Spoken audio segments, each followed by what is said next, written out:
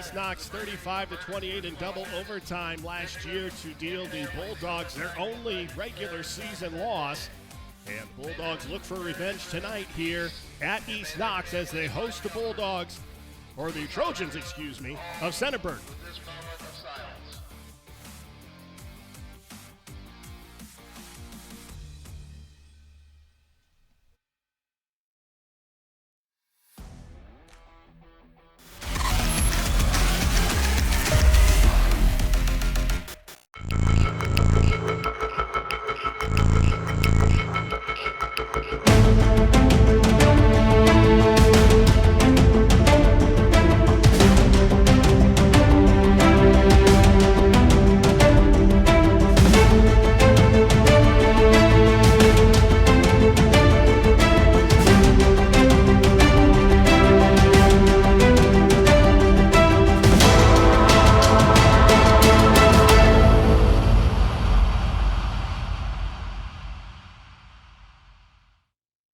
While many things have changed over the past 100 years, we remain the only locally owned and operated community bank in Knox County. A bank of local people making local decisions. It's that concept that has awarded the People's Bank a 5-star superior rating for strength and stability with Bauer Financial Services for over 25 years. The People's Bank, serving you since 1920. Hi, this is Brock Ross from the Danville office of the Killbuck Savings Bank, and I want to wish the Danville Blue Devils all the best for a great season. And this is Dee Scott from the Apple Valley office of the Killbuck Savings Bank, and I'm here to wish the East Knox Bulldogs an awesome season. We may root for different teams, but we are together in our efforts to service the financial needs of our neighbors and friends in the Knox County area. Supporting our community is even more important today. So contact me, Dee Scott, at the Apple Valley office. Or me, Brock Ross, at Danville. The Killbuck Savings Bank, your community partner, equal housing lender, member FDIC. Knox Community Hospital delivers with 3 fellowship-trained surgeons and coveted national rankings for 4 years running, all to help you beat the pain and heal faster. At Knox Community Hospital, we're elevating care.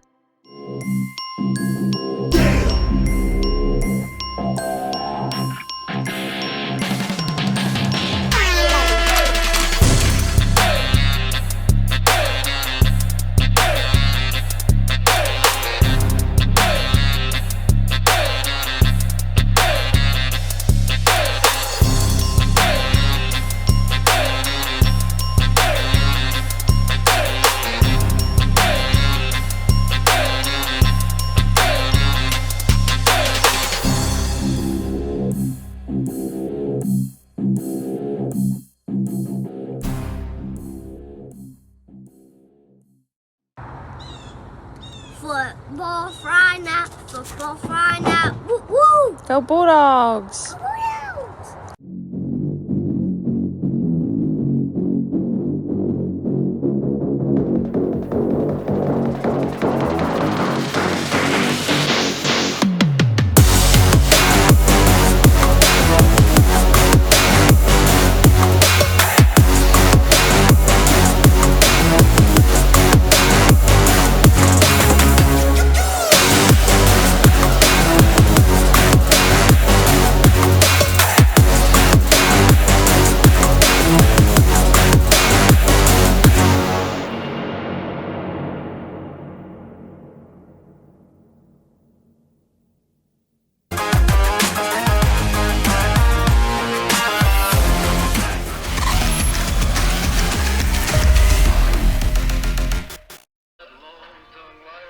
Hello, everybody, and welcome to week number 4 of the 2021 high school football season from Howard and East Knox High School. It's the Bulldogs taking on the Trojans. I am Brian Harder along with Brian Skoronsky. So this is going to be a special treat tonight. Brian squared, baby. Can't get much better. That's right. And welcome to the Knox Community Hospital pregame show. And this is there are very few games that you look at the schedule before the season starts and you kind of circle and you go, this could be a key matchup.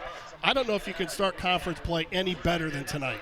It definitely was the game that decided the conference champion a season ago. That, of course, being the Trojans. They went 6-0, undefeated during the regular season. And for the Bulldogs, their only loss, as you mentioned before we came back here, was to Centerburg. What a thriller that was, too, Brian. A double overtime game over there at Trojans Field. So I think that there's a lot of anticipation on both sides here tonight. Both teams feel like they're pretty equally matched. Centerburg having to take the week off last week, and they are pumped up to get back onto the field.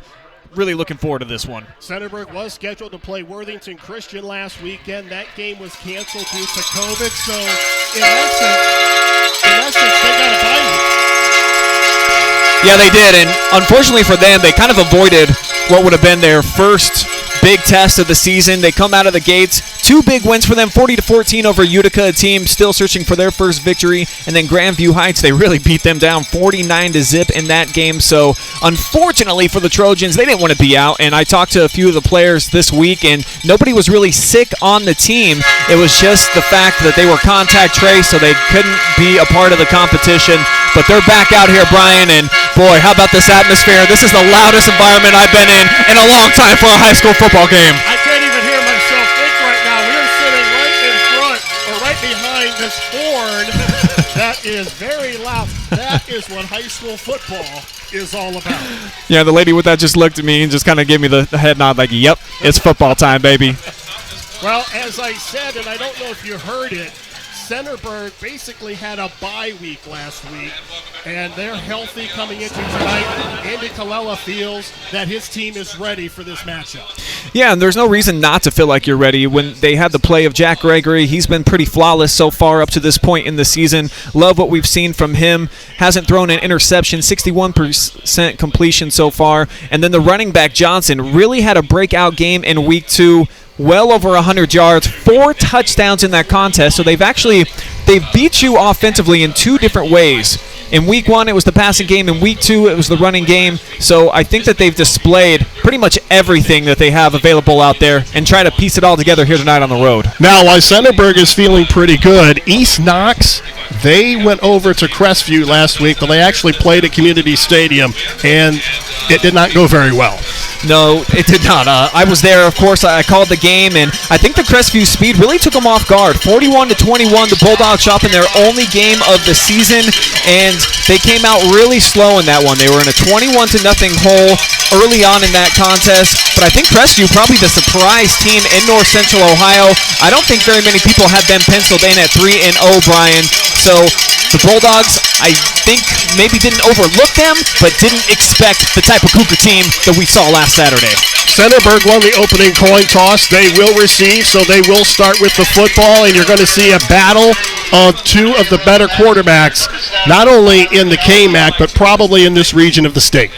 Yeah, I would agree. I got to meet Jack Gregory a couple of days ago, and he's a pretty thick kid, man. I really liked his size. He's a durable kid, and he's got a cannon on him. So he's up for over 300 yards so far in the season. He's got 3 touchdown passes, and then on the other side, Lester, 6 touchdown tosses to his name, just a 1 interception. He had a pick 6 last week, but he's closing in on 500 yards on the season, and they're really relying on him, Brian. The running game has been a little bit invisible for the Bulldogs at times this season. Their leading rusher, Mr. DeLauder, under 200 yards so far through 3 weeks, so they've really had to rely on Lester in the passing game so far, and when it's gone well, it's gone really well. Last week was the first week that it did not after 2 big wins for the Bulldogs, so we'll see if they can turn things around here tonight and if Lester can get the passing game going like it was for the first couple of weeks. Yeah, Lester, 11 of 22 for only 85 yards, and the Bulldogs only rushed for 100 yards on the ground, so they really struggled to get anything going offensively, and as we've seen over the last couple of years, this Bulldogs offense really runs through Peyton Lester.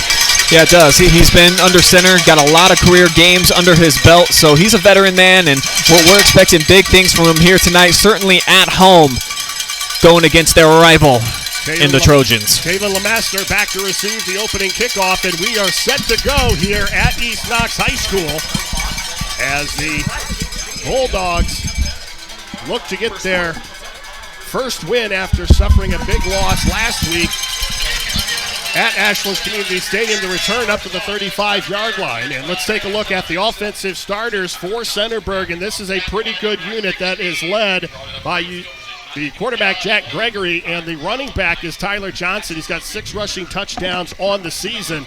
The receivers, hot Alex Johnson, Jared Rings, and Hunter Parker. Up front, it's Kaiser, Geiger, Lanthorn, Hankinson, and Cam Alloway. 1st and 10 at the 35. Gregory out of the shotgun. They'll stay on the ground. That's Johnson. No gain as he tries to go to the left side. Let's look at the defensive starters for East Knox. They are led by one we'll say a couple of inexperienced players. Up front, Brian Householder is a sophomore. He's joined by Nate Burwell. The nose guard, Caden Sloan, he is a stud. The linebackers, Steinmetz, Cole DeLauder, he's another sophomore. And the linebackers, Bonham, Kimball, and Elliott. And a very experienced secondary with Nepp Lester and Dylan Moreland. Johnson has first down yardage up across the 45 to the 47. And on the stop was Peyton Lester. So there we see the running game now for Centerburg, getting them close to midfield.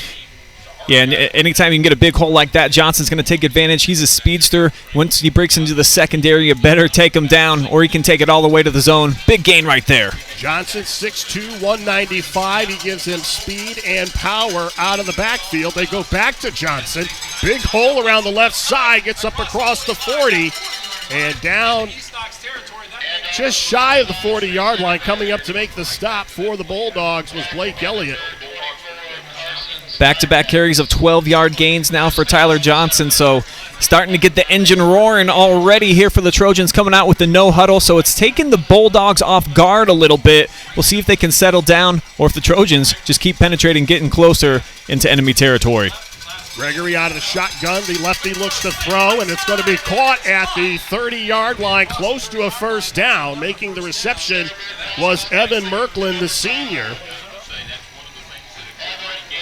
And it looks like real close. If he gets the spot, they are going to move the chains, so another first down for the Trojans. Yeah, 3 straight plays, 3 first downs, and it looks like the Bulldogs, like I said, caught off guard a little bit by this no-huddle offense of the Trojans. Gregory has the offense for Centerburg on a roll, their first possession of the ball game. Now it's Johnson again around the left side, has some running room down to the 20. Peyton Lester coming up to make the stop. Another gain of about 4 yards. Oh, we'll call it 5. Yeah, I think that's closer to 10, Brian. They're right where they need to be. All the way down to the 20. So it'll be second down and short. This is what East Knox did not want to see coming out of that Crestview game. Centerburg marching right down the field. They stay on the ground. That's LeMaster, and he cannot turn the corner. Actually lost about 3 yards on the play. It'll be third down and 4. Bulldogs desperately needed this one, and yeah, talked about Sloan, the big guy on the inside. Look at him pushing, driving back the offensive center, and that's what they need him to do, man. That's their senior nose guard. He needs to be a difference maker here tonight.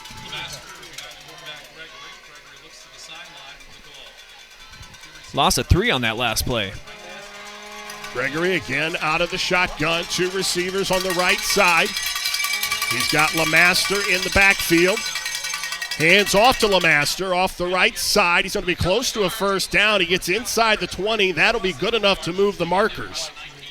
5-yard gain after he lost 3 on the previous play, so making up for the little drop back there. And, you know, when Johnson comes off the field, kind of a noticeable difference. The 4th first down of the first drive of the ball game for the Trojans. Now Johnson back in the backfield.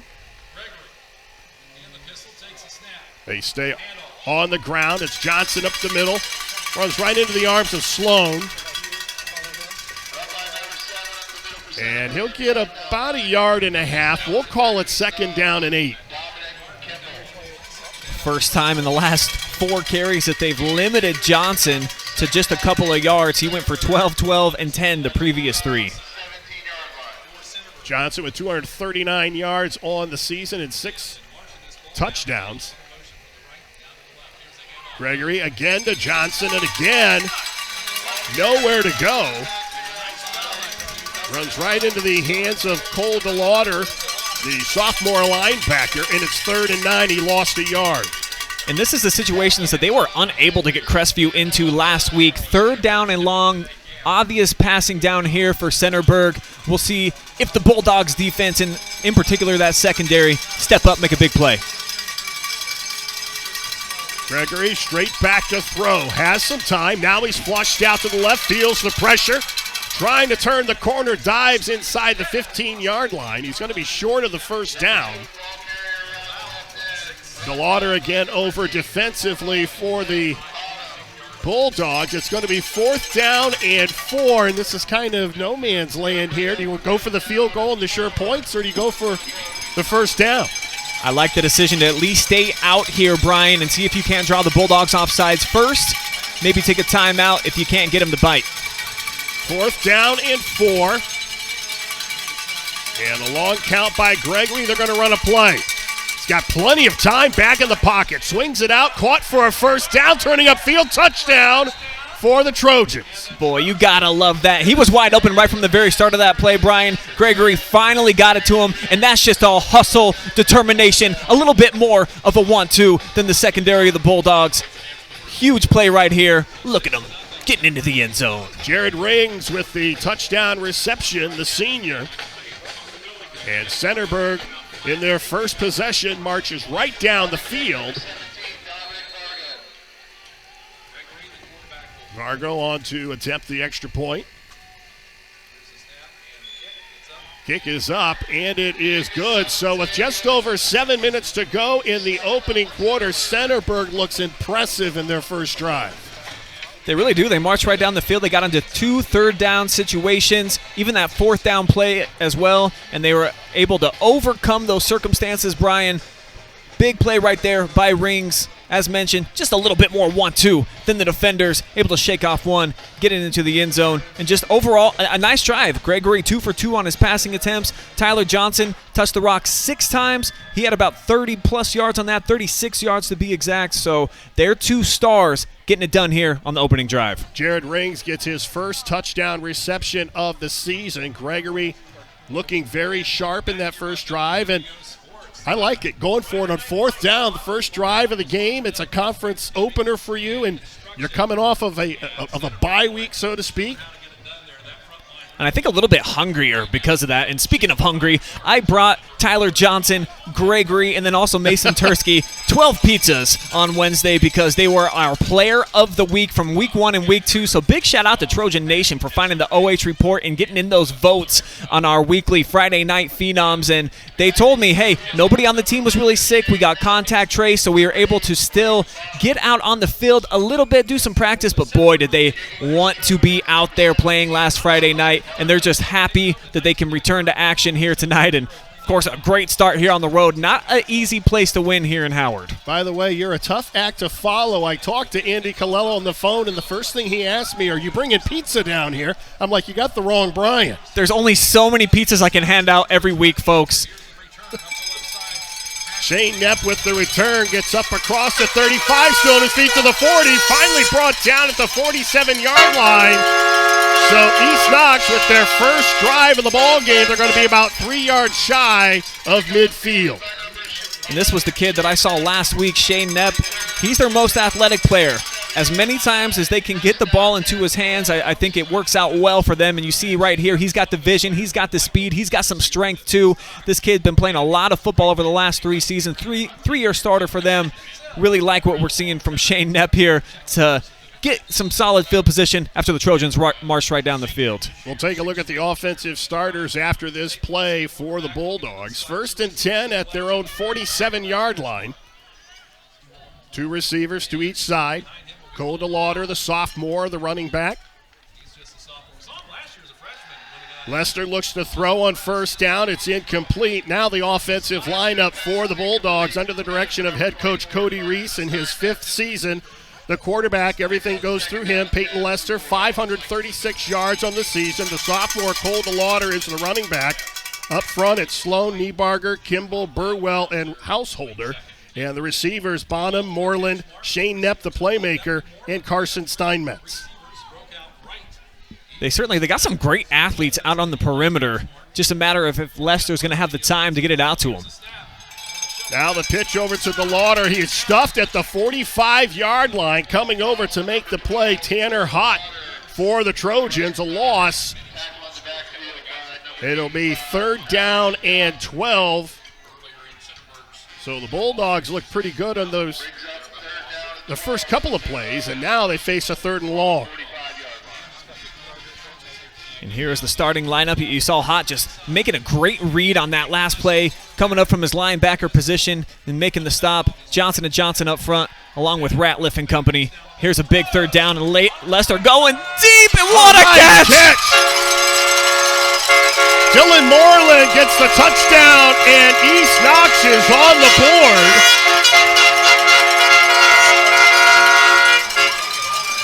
"57 yards on the pitch and catch, and just like that, an opportunity to tie it at 7.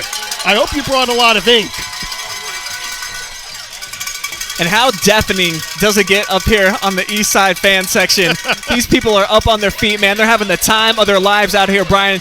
I said last year that this was my favorite place to take in a game because the environment, I think second to none down in this part of the country. Man, it's just such a delight. And, man, well, what a big-time answer right there for East Knox. Will Jensen on to attempt the extra point. It is good. We are tied at 7.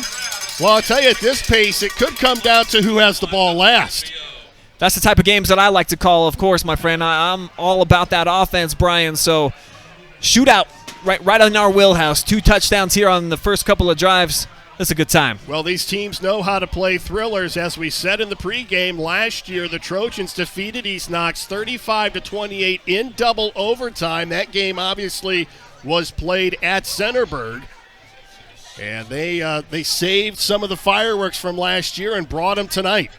Well, these are 2 explosive offenses when you look at what East Knox was able to do the first couple of weeks of the season.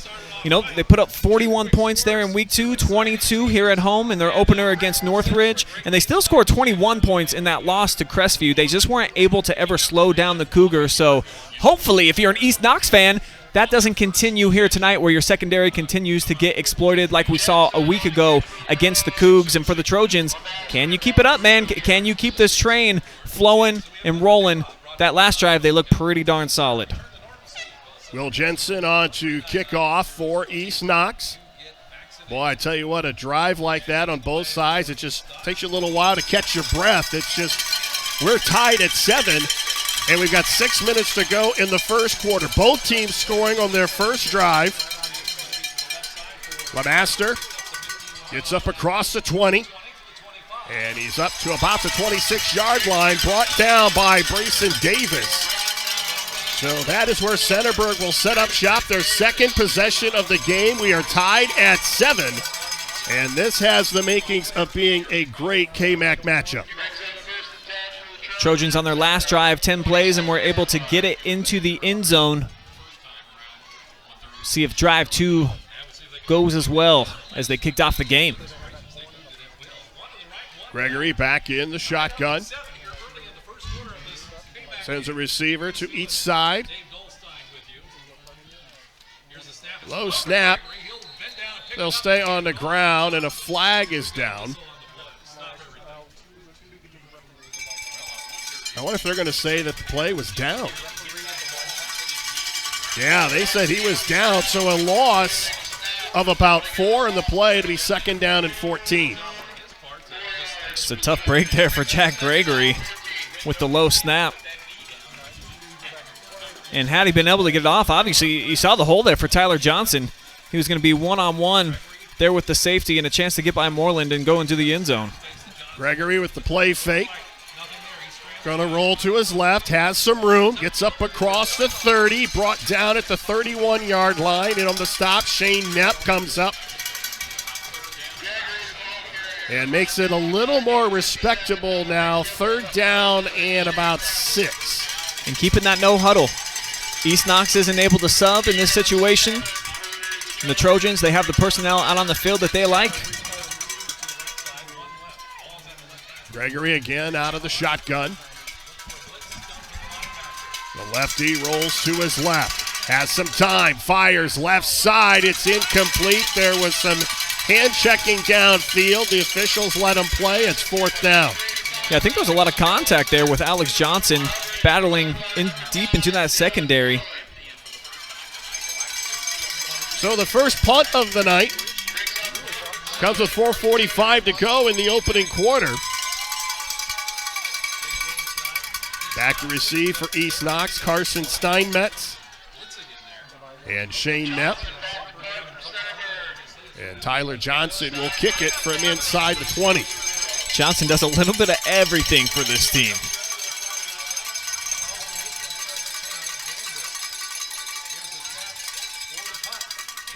It's a kickoff. It's a high kick, angle to the near side. There will be no return. It's going to take an East Knox roll up close to midfield. So East Knox with pretty good field position as they start their second drive of the first quarter. We're tied at 7. Brian Harder, Brian Skoronsky from East Knox High School. We have got a good one here in week 4. East Knox at 2-1, Centerburg at 2-0. And East Knox, this is not the team that I saw last week playing Crestview. A lot more confidence, playing at home, playing in the conference. They seem to feed off the energy here of this stadium, and rightfully so. DeLauder, the sophomore, big hole left side, down to about the 40.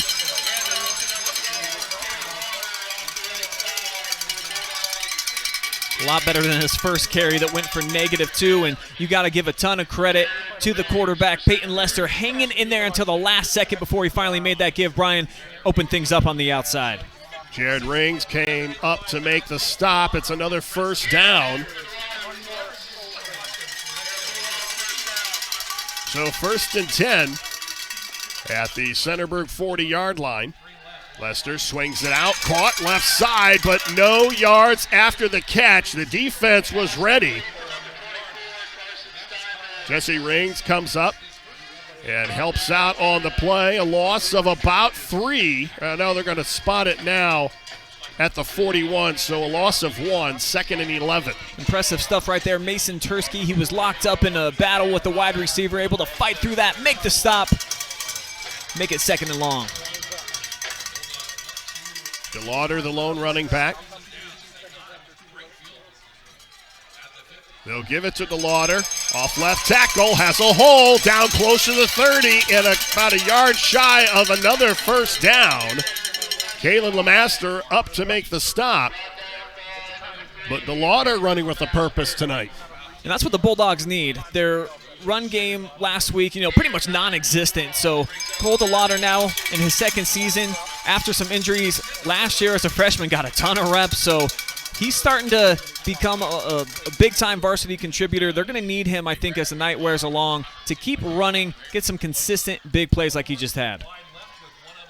3rd down and a long one. They go right back to DeLauder. He's got a first down inside the 30 to the 25. Another 6-yard pickup. He's heating up, Bry. His last 3 carries have gone for 9, 10, and 6 yards. Tanner Ratliff came up to make the stop.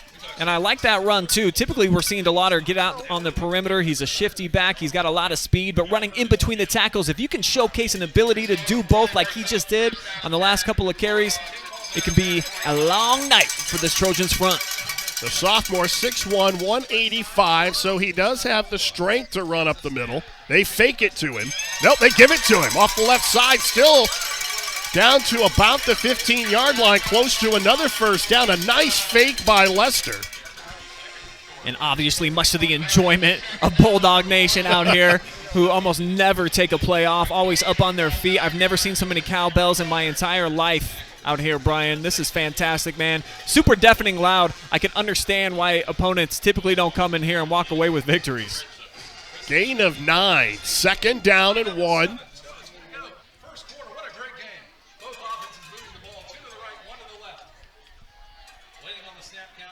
Lester gives it to DeLauder, has another first down inside the 10, upended at the 5. It's 1st and goal, Bulldogs.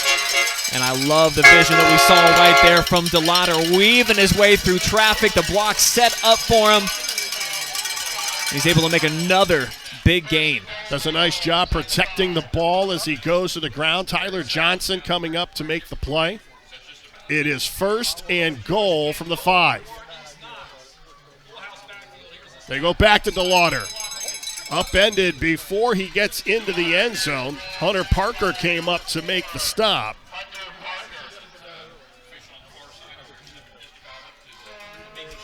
So it's going to be 2nd and goal from the 1. And they got that full house. DeLauder, touchdown. It's fitting that DeLauder got that touchdown. He was crucial in that drive. Yeah, you're absolutely right, Brian. He carried it 1, 2, 3, 4, 5, 6, 7 times on that drive. This is a team over the first few weeks of the season. They were having the pass game set up the run, and obviously rightfully so with the veteran quarterback. On this drive, they just relied on their offensive line to get some push. They were able to create some holes for DeLauder, who capitalized big time. Huge drive for the Bulldogs to take their first lead. Rushing touchdown number 6 on the season for DeLauder. So unlike last week when they were playing Crestview, East Knox now very efficient offensively. They're showcasing some more balance, too. And it helps if you can get chunk yardage like they did right there in the run game. They had 2 runs of 9 yards, 2 runs of 10 yards. They're able to get them down into the red zone. And on the short field, the Bulldogs 2 times, they have faced, 50 yards and then 55 yards the previous one, able to get it into the end zone. Man, that's all you can ask. Well, all the talk has been about Peyton Lester, and deservedly so. This is his 2nd year as a starter, but having Cole DeLauder take some of that pressure off by being able to run the ball is huge. Most definitely. You got to be able to have some balance, like we saw fans of the OH Report know the Shelby Whippets, man. They've been putting up some crazy numbers, but they have no running attack, and that cost them last week in a big-time shootout loss against Bellevue, because sometimes as good as your quarterback is, as fantastic as your receiving core can prove to be, at the end of the day, you got to be able to run the football sometimes. So East Knox, they have their guys, certainly in DeLauder and the sophomore. It's just a matter of getting him some more reps, getting some more confidence, but he definitely aced the test on that last drive. Well, Centerburg's going to get the ball back at about the 26-yard line. There's a flag down before the kick, and it's going to be against East Knox. So they're going to kick it over. Now, having said all of that, which is all true, Centerburg's not going to roll over. They just have too much explosive offensive firepower to be out of this game early on, Brian. I mean, it's a team that's put up some big numbers in the 2 games that they've had the opportunity to play. This definitely is the best opponent that they've had. You know, their combined win-losses of the first couple of games that they played, just 1-5. So the Bulldogs coming in tonight with 2 wins. Certainly a worthy opponent. And you always got that rivalry factor, too. Yeah, these teams kind of don't like each other. Back to about the 18-yard line, returned up across the 35. They will start at the 43, will Centerburg, after a very nice return by Kalen Lemaster. So Jack Gregory and the Trojan offense will come back out onto the field, now down by 7 with 1:08 to go in the first quarter. I believe they went 3 and out on their previous drive, too, so give some credit to the Bulldogs after the Trojans marched down the field right out of the gates, stiffening it up a little bit and making it tough. They stack receivers on each side of the line of scrimmage. Bringing the heat. Gregory going to look to throw, has some time on the slant. It's caught and a first down to the 35-yard line. And a reception made by Alex Johnson.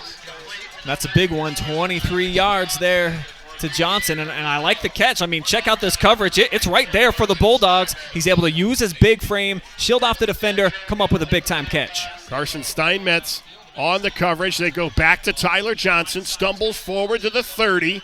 So a gain of 5 on first down, setting up a 2nd down and 5. And I think this is exactly what they want to do. Come out, maybe throw on some early downs, open things up for the running attack, and we've already seen the burst and the speed that Johnson can deliver.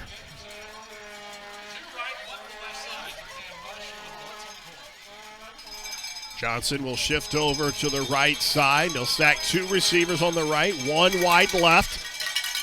Gregory back to throw, swings it out, wide open, and caught by Hott, who turns up field for a first down inside the 25-yard line. Trojans offense finding the holes in the defense here. I mean, he's just wide open, Brian. Where is the coverage on that play? Obviously, the coaching staff saw something. They've attacked that part of the field a couple times here already tonight. Now they'll put two receivers on the left side. Gregory looks over for the play call from the sideline. And that is going to do it. The first quarter in the books. East Knox with a 14-7 lead as we head to the second quarter. You're watching high school football live and free exclusively on the OH Report.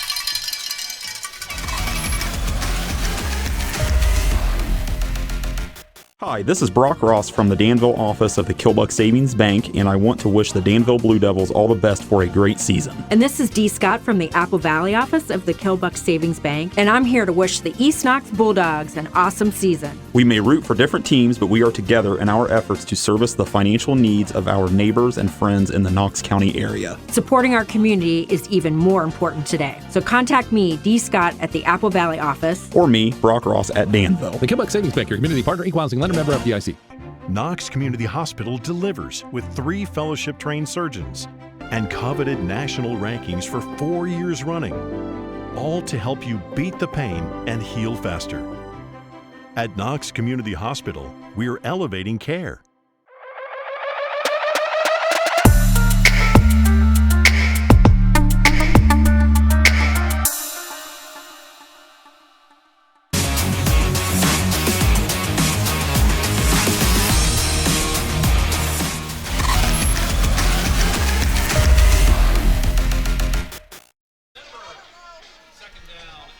East Knox with a 14-7 lead as we head to the second quarter. Centerburg with the ball, 2nd down and 9.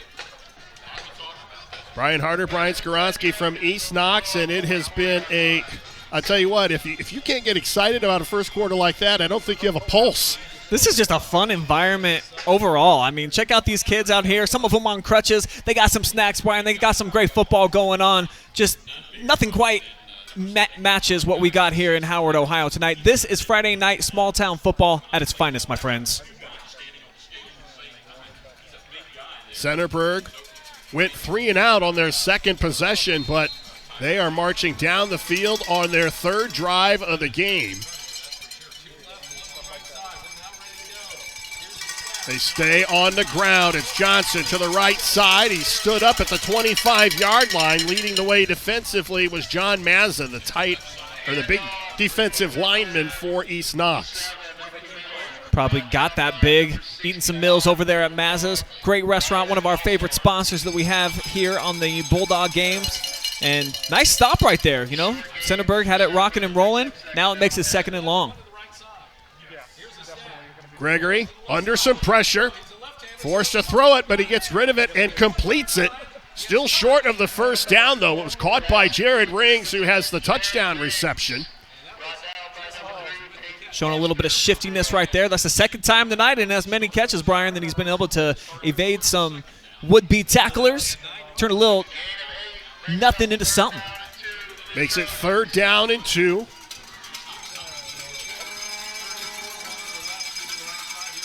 They go back to the ground. Johnson with a first down inside the 10, down to the 5, and it's going to be 1st and goal for the Trojans. 11-yard pickup right there, and you see the burst. Actually surprised that he didn't get in here.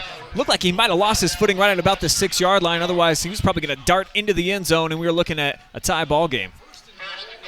Peyton Lester over to help out defensively. It's going to be 1st and goal. They'll spot it at the 5.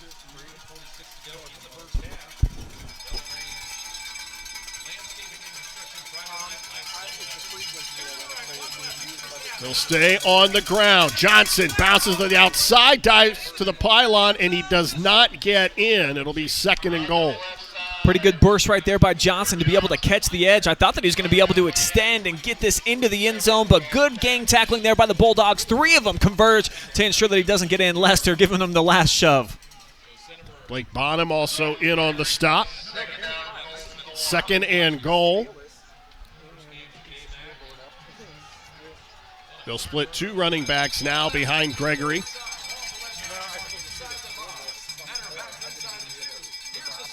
It's Johnson up the middle, pushes the pile. Does he get in? Yes, touchdown for the Trojans.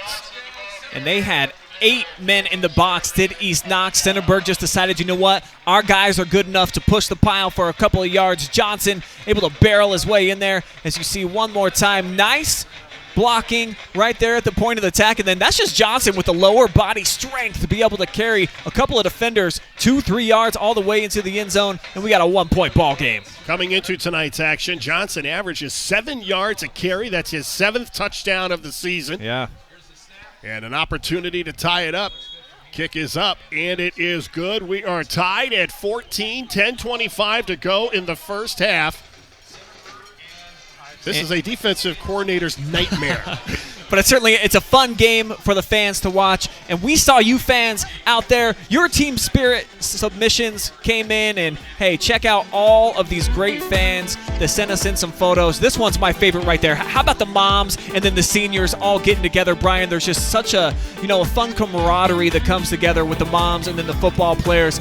Look at the Geiger boys from a couple of years ago. Some of the younger kids. It just, man, it's so great to see how well supported both of these two small communities are, and that's what makes this game great. The football so far has been fun, man. It's been explosive, but it's the fan bases that really create this full feng shui that we have out here tonight. It's not just the fantastic football that we have going on. It's the support, it's the camaraderie, and we have all of that packaged into one beautiful evening of football here in Howard. And it translates. As those kids get older, they become the fans that are sitting in front of us right now with the cowbells making all the noise and making it the environment that it is. And as you mentioned before, teams don't like coming in and playing in this environment because they're not rooting for the other side. Well, this is just one place where I don't think you can say we need more cowbell. They got plenty of cowbell out here, Brian. It is plenty loud. There's air horns out here. There's fired up fans. The kids roaming around on the sideline. It is loud, loud, loud here in Howard. So the Bulldogs are going to get it back, and they're going to start their next drive at the 29-yard line. Bonham with the return. So now let's see what East Knox does. They were perfect on their first 2 drives, putting up touchdowns. And now they are tied at 14 with Centerburg, with 10:23 to go in the second quarter. Well, this must seem like a mile for them, having to drive 72 yards after being set up at midfield on their previous drive, and then at the 45, the one before that. But successful each drive. Trojans have not been able to slow them down. Let's see if the Dogs can make it 3 for 3. 2 receivers to each side. Lester, who has gotten off to a very solid start, hands off to DeLauder up across the 30 to the 31, a gain of 3. Hit on the play for Centerburg was Tanner Ratliff. And a player is down at the 30. That looks like John Geiger. That would be a tough loss for Centerburg, as he is laying there at the 30-yard line as they tend to him. We'll take this opportunity to tell you that tonight's broadcast is being brought to you live and free on the OH Report, thanks to our generous sponsors, the Killbuck Savings Bank, Community Banking. It's what we do. It's who we are every single day. Mazza's Restaurant of Mount Vernon. Order online now at Mazzas.com. J&F Construction, building your future today. The People's Bank, serving you since 1920. And Knox Community Hospital, elevating care. Brian Harder, Brian Skoronsky from East Knox High School. We have got a classic matchup here. 14 all, 10-10 to go in the second quarter. And unfortunately, John Geiger is still down at the 30-yard line. And I'm checking in on our Twitter feed right now, Brian, and this poll ended at 7 o'clock for the kickoff tonight. Which Week 4 matchup are you most excited for in North Central Ohio? The options were Clear Fork, Bellevue, East Knox, Centerburg, Western Reserve, Crestview, and Mansfield Senior versus West Holmes. And this game right here, tied for second along with Western Reserve and Crestview. The battle of the unbeatens over at Arlen. 45% of the vote. That's what the people want to see. Tigers and Knights going head-to-head. Man, that's a fun one, I'm sure, going on there, too. That's good news, and even better news, John Geiger walking off under his own power, so we'll see if he comes back into the game. 2nd down and 8 for the Bulldogs. Lester rolls to his left, has some time, and it's a low throw dropped at the 40. Dylan Moreland was the intended receiver. One thing I'm noticing tonight as opposed to last week against Crestview, Leicester has a little bit more time to throw the football. The Cougars were just pinning their ears back, man, and that 3-3 stack that they played, they were able to bring the blitz off the outside, and it got to Leicester a few times. And so far, while the running game has worked, Peyton actually, he's just 2 for 4 at this point. One of those completions went for negative yardage. The big one, of course, was that 57-yard bomb to Moreland. So we'll see, if he can start getting on track a little bit more as the night rolls along, but they haven't needed him to. DeLauder's kind of been leading the way. He drops back to throw on 3rd and long, feels the pressure. He's dumped at the 25-yard line. They're saying the ball is down. Does Centerburg have it? I feel like the Trojans think they do. They are turning the ball over. They're going to say it is a fumble, and Centerburg will have the ball in East Knox territory, and I'm not seeing much of an argument from the East Knox bench. Oh, yeah, that baby is out. Look at that, Brian. And how about the heads-up play by Charlie Sargent down at the bottom there, scooping that thing up, setting up his team with fabulous field position and a chance to take the lead back for the Trojans. It is now 1st and 10 at the 27-yard line. So can Centerburg take advantage of the turnover? Gregory back to throw on 1st down. And it's incomplete. Alex Johnson laid out for it, but he couldn't haul it in. It'll be 2nd and 10. Just a second incompletion in 7 attempts. He had hit his last 3. And this is actually a pretty good throw. At least it wasn't in a trouble area where a defender could pop up and make a play. Pretty much only where the intended wideout could get to it. Almost an acrobatic catch. It was real close. He at least tried to sell it at the end of the play to Johnson, but I think obviously probably took a little bounce to get up into his hands.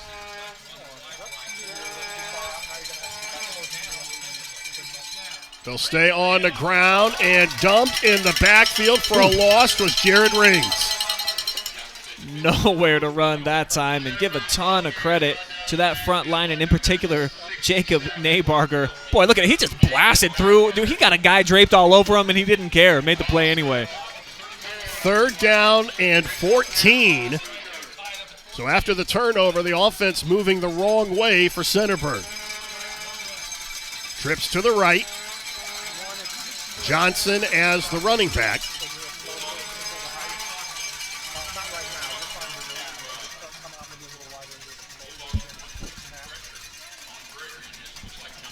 Well, they're going to reset the play clock here.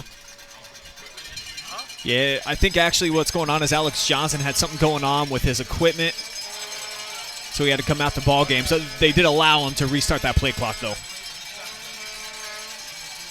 Gregory from an empty backfield. Under pressure, fires right side. It's going to be picked off. Dylan Moreland with the interception. And don't look now, but East Knox has the ball back. They answer a turnover with a turnover of their own. Very fitting that they would do that, Brian. It's been that kind of game, man. It's been a game of answers so far. No team has been able to really create any type of major space on the scoreboard. It's been a touchdown, answered by a touchdown, answered by a touchdown, answered by a touchdown, and now we got a fumble matched by another turnover right here. And that one, if it had just a little bit more legs under it, might have gone for 6. But dynamite play there to read it by Dylan Moreland, undercut that baby, and come up with a big turnover for his squad. So East Knox with the ball back, 1st and 10 at their own 22-yard line. And those turnovers when you're in the red zone, they just mean a little bit more, I think, Brian. They give it to DeLauder. Big hole up the middle, up across the 30. He's close to 1st down yardage. He was upended by Jesse Rings. And let's see where they say his knee was down at the 30, so about 2 yards shy of the 1st down. DeLauder's had a strong first half so far. Really like what we've seen from him. 10 carries already, so Leicester has not been super sharp, just 4 attempts, because DeLauder kind of carrying the offensive load at this point. They fake it to him. Leicester will keep it. He's got the 1st down. He slides at the 40, and the first penalty flag of the ball game. Oh, wow. And Leicester a little slow to get up. It looked like kind of a dangerous slide the way that Leicester went down onto 2 knees, and I think This is going to be targeting. Of course, it's going to be a 15-yard penalty. I'm not sure what the rule is this year. I don't know if you get ejected like you do at the college level. But I just think it's such a tough play for the defender when the offensive player goes down on the two-knee slide like that.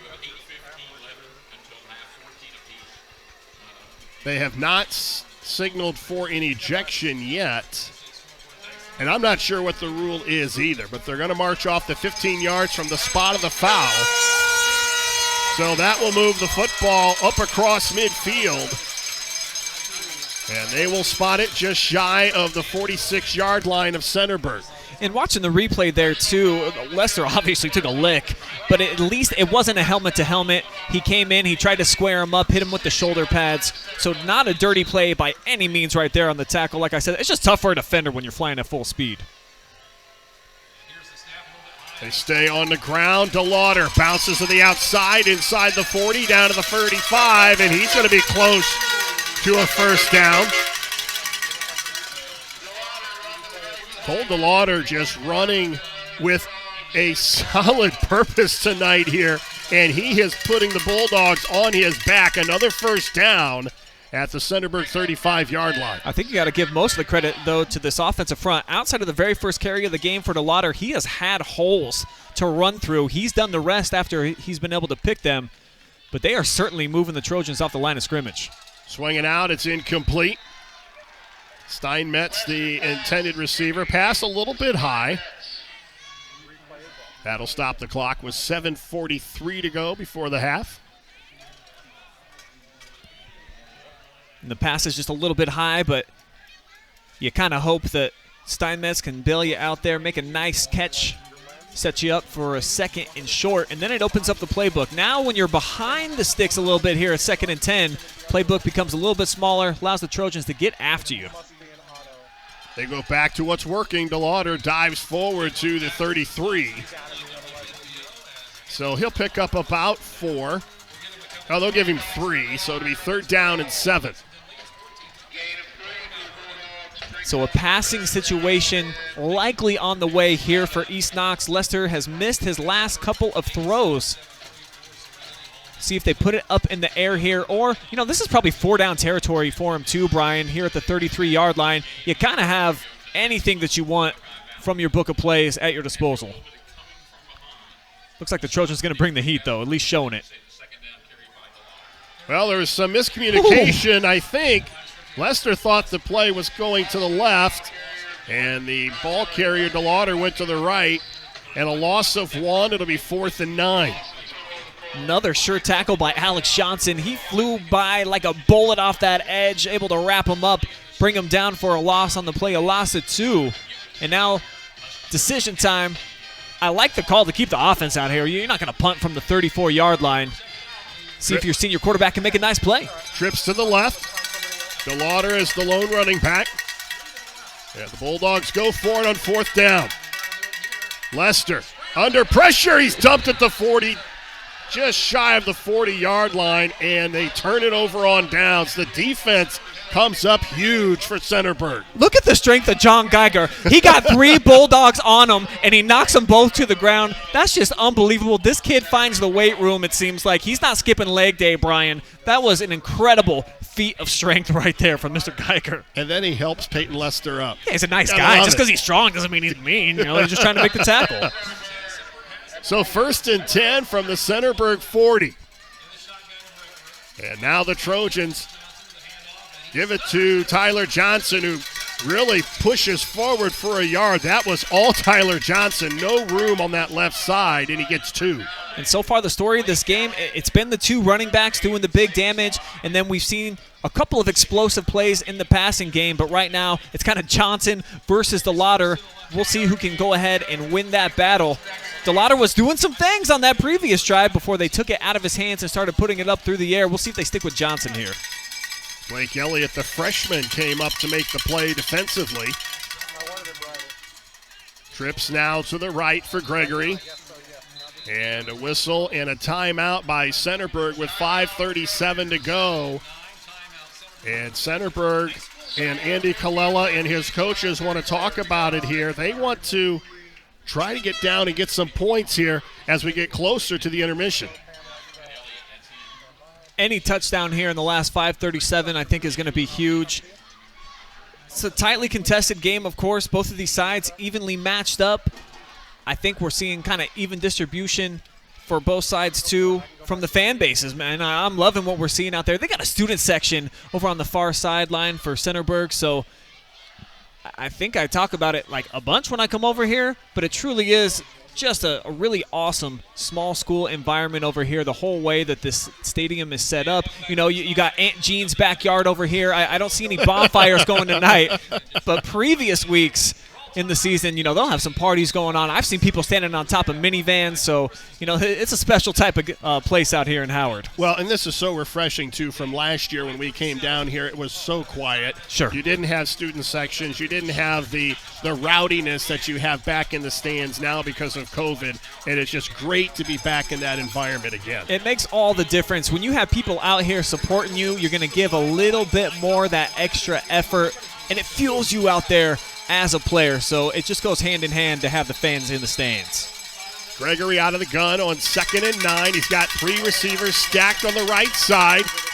He's flushed out, though, to the left as a nice job of coverage downfield by East Knox, and Gregory able to get a little bit on the ground before he's forced out of bounds. But still well short of the first down. It'll be 3rd down and long. Trojans haven't faced very many 3rd and long situations so far tonight. Gregory missed on his last couple of pass attempts, the previous going for an interception in the red zone. So he'll have to try to find some magic here, but it looks like actually Gregory's shaken up. 3rd down and 7. He's back to throw. Fires, and it's incomplete. Well overthrown was Alex Johnson. And that brings up a 4th down. And as you mentioned right before the play, you have to wonder if he's hurt. So they're going to punt on 4th down, and East Knox will get the ball back with about 5 minutes to go before halftime. And all of a sudden, it's the defenses coming to play, Brian, after the fireworks were popping off in that first quarter and then early here in the second. So things starting to settle down a little bit. The physicality of the defenses leaving their imprint on this game. Shane Knepp and Carson Steinmetz back to receive the punt inside the 30. A high, short kick. And Steinmetz takes it at the 34, falls forward for about a yard. So East Knox with a 1st and 10 at their own 35-yard line. Coming up at the half, we'll have our Knox Community Hospital halftime show. We'll take a look at the halftime bands and the stats from the first half. And I got to tell you, this is my first time doing color commentary ever for football, Brian. Keeping up with these stats, I have definitely a new admiration for the color guys, trying to jot down all these numbers, keep up with all these names, and still pay attention to the action. There's a lot to this job. I got numbers everywhere. Well, you're doing an awesome job. We'll see at halftime when I go to add these babies up.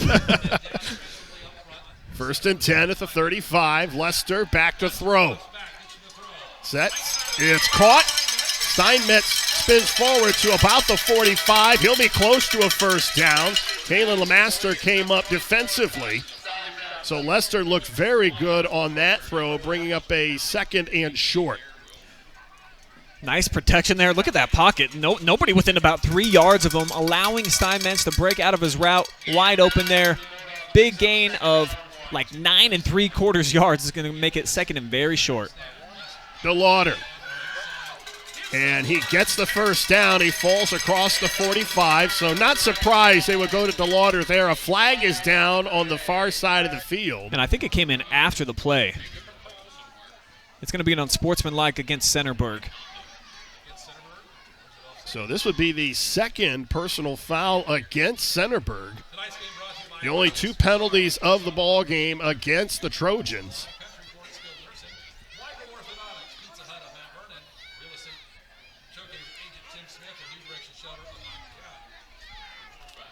It's going to be a personal foul after the play on Centerburg. So again, that'll be 15 yards from the end of the play. And this will move the ball all the way down inside the 45, inside the 40 to just shy of the 39-yard line of Centerburg. Big opportunity for them before the half here, 4:35. And if they can continue to keep the ground game working, run some clock off here, and put in a nice score before the break, this could be huge for the Dogs. Lester back to throw, goes for it, left side, has a receiver, it's caught at the 10-yard line, and depending on the spot, this may be a first and goal. Blake Bonham with the big play, getting the reception, and East Knox threatening to go back up on top. This is a thing of beauty, my friend. I love that the senior quarterback giving his guy an opportunity. Bonham, a big play threat, and you see how he readjusts to the football, Brian. 30-yard pickup, got him set up first and goal. There goes DeLauder, cuts back, gets to about the 6. It'll be second down. Now we're under 4 minutes to go before half. They're going to give him a gain of 5 to the 5, so it'll be second and goal from the 5. DeLauder with a touchdown already on the ground.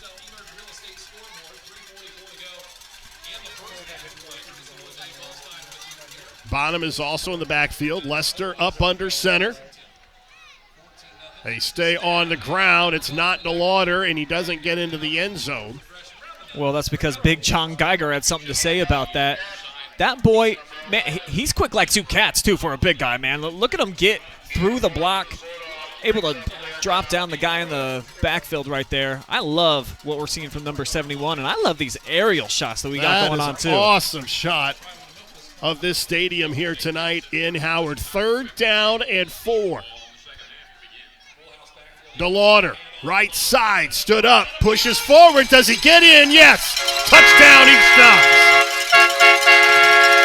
Just a little bit more 1-2 right there from the sophomore. It looked like he was going to be stopped for about a 1-yard gain, but the little engine just kept on churning. He kept the legs moving, and look at the confetti flying here in Howard, Ohio. They're loving what they're seeing here at Chet Looney. The Dogs go back on top. The second touchdown on the ground for DeLauder. And with 3 minutes to go before halftime, they can go up 21-7. Remember, Centerburg won the opening coin toss, and they received, so East Knox will get the ball to start the third quarter. The extra point is good, and it's a 21-14 ball game, and the fans here are loving it. They are, and I love what I'm seeing from the Bulldogs. They were so one-dimensional a week ago against Crestview because they weren't able to get the ground game roaring like they have right now. DeLauder, 15 carries so far in this first half, already closing in on 100 yards. So if they can do that, eventually the big plays are going to come from the passing game like we saw from Lester. Big 30-yard hook up there to get him set up in the red zone to Bonham. So things are starting to click for East Knox here at home. They've had 4 drives so far, 3 of them ending with 7 points. You got to like that 75%. Well, and this drive also got helped by the 15-yard unsportsmanlike conduct penalty. That was huge. The only 2 penalties of the ball game against Centerburg, both of them big 15-yarders. There you see the touchdown by DeLauder. So now it's going to be the defense of East Knox. Can they keep Centerburg out of the scoring column before halftime? Just hoping that Gregory comes out and is feeling like his full self. Looked like took a shot at the end of that last drive, and the last throw was a little bit iffy. So hopefully Jack can come out here, try to lead a little 3-minute drill. They kick it away from LeMaster. So Hunter Parker up across the 40, and a flag comes flying in late. And Centerburg could get some help here on the penalty flag, tossed just from behind the Centerburg bench. They've already got it at the 42-yard line, so anything from here kind of just icing on the cake in terms of the starting field position. But actually, it's going to hurt them, Brian. It looks like this might be an illegal block perhaps against Centerburg. Nope, face mask against East Knox, so you're right. Get them to probably midfield or maybe even beyond. So that's the first miscue of the ball game penalty-wise for East Knox. It's a 5-yarder. Oh, just so just that'll a little move the guy. ball. Yeah, just 5 yards. Just 5 yards. So 1st and 10 from the Centerburg 47. Spreading them out 5 wide. I think first time we've seen this. 3 to the right, 2 to the left. Gregory all alone in the backfield.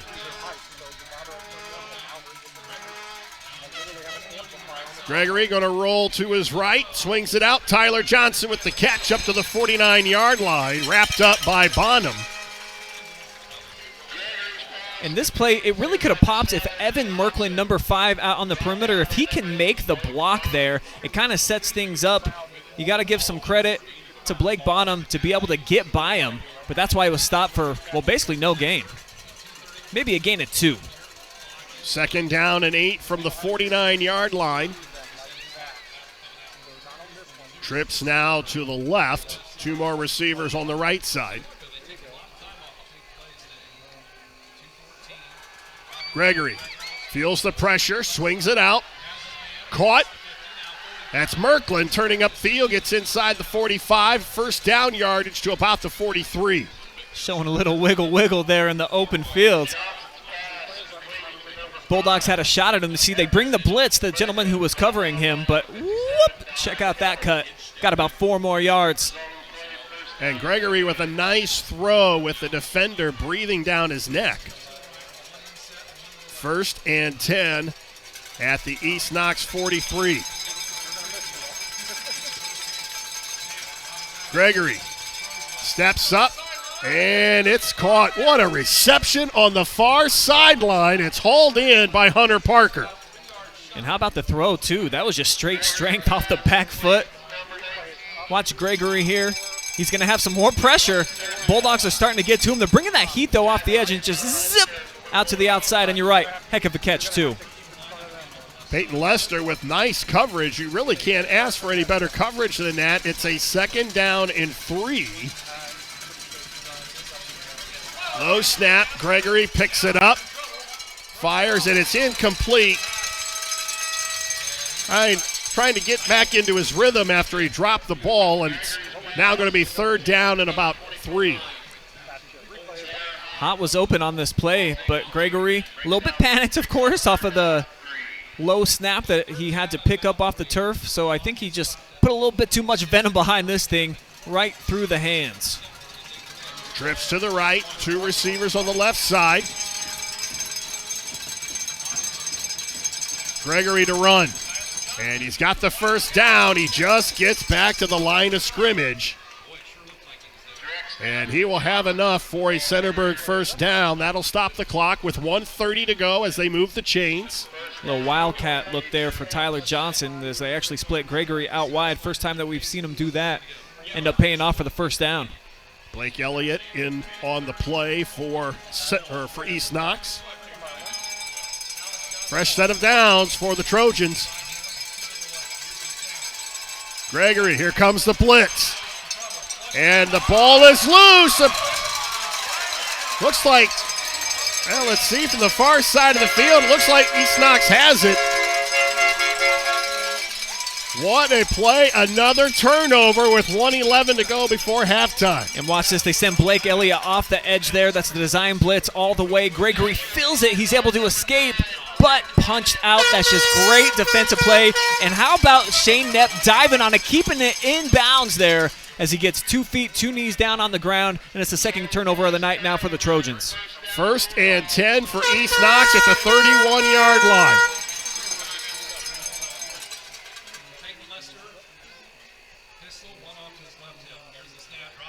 Lester back to throw, has time. It's incomplete. He threw it right through the hands of Blake Bonham. Bonham was the guy who made the big catch on the previous drive of 30 yards. Had a chance at that one. I think probably his eyeballs left him a little bit. He was looking at the 1st down stick, trying to make sure that he got 2 feet down and pick up the 1st, and instead whipped right through his fingertips. It's going to be 2nd and 10. East Knox looking to add to a 7-point lead. 1:05 to go before halftime. Lester back to throw. Plenty of time. Steps up. It's caught by Knapp. A 1st down across the 45. big 15-yard pickup right there. And if you're going to give Peyton Lester that type of protection, he's going to carve you up eventually with these 4 wide receiver sets. Shane Knepp with the reception, and it's a first down at the 47 of East Knox. First catch of the night for Knepp. That's been one of their top, most consistent playmakers on the season. Came into tonight in double-digit receptions. Lester has time, fires. It's Knepp again inside the 40 to the 36. Another first down for the Bulldogs. Jesse Rings makes the tackle.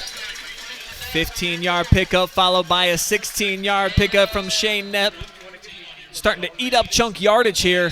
And that's just one-on-one in the secondary, winning his matchup as the Dogs want a timeout here, trying to conserve a little bit of clock. And this is a huge drive, Brian. Now that they're at the 38-yard line, of course, they're short on time here, but still 2 timeouts remaining in the back pocket for Coach Reese and company. So this could be one of those type of momentum drives that you take into the half if you can get some points here for the Dogs that end up winning you games at the end of the day if you can convert to points. Well, yeah, you're already up 7. If you can get points, even a field goal on this drive, then you get the ball to start the third quarter. That's right. So momentum is completely on your side heading into the locker room.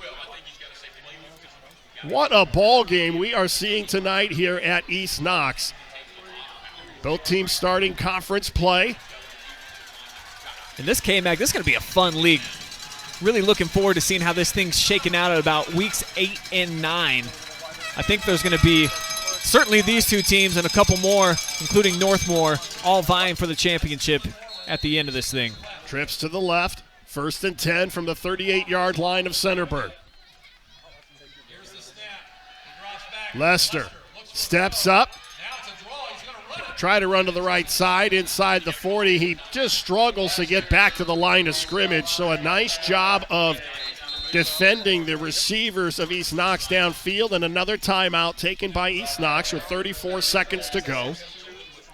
In the previous 2 plays, the Trojans, they sat back in some soft coverage. They were playing man-to-man, but they were just bringing 3 guys. This time, they bring a blitz. They forced Lester to step up in the pocket. He got happy feet, and it worked out for him.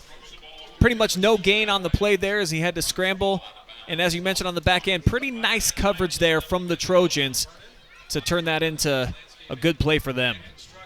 East Knox opened this season with wins over Northridge and Utica, but they suffered a really tough loss last week against Crestview, and it was really a question of how this team was going to respond coming into this game against Centerburg, a team that last year took them to double overtime before beating them.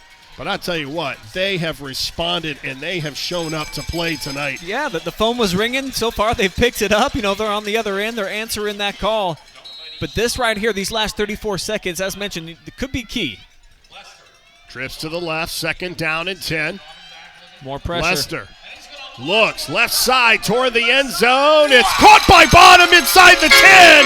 1st and goal, Bulldogs. Another 30-yard snag where he had to readjust his body. Lester put it up in double coverage. It still didn't matter. Blake Bonham doing some Superman-style things. 6'1", 150. Bonham goes up and comes down with a 1st and goal at the 9.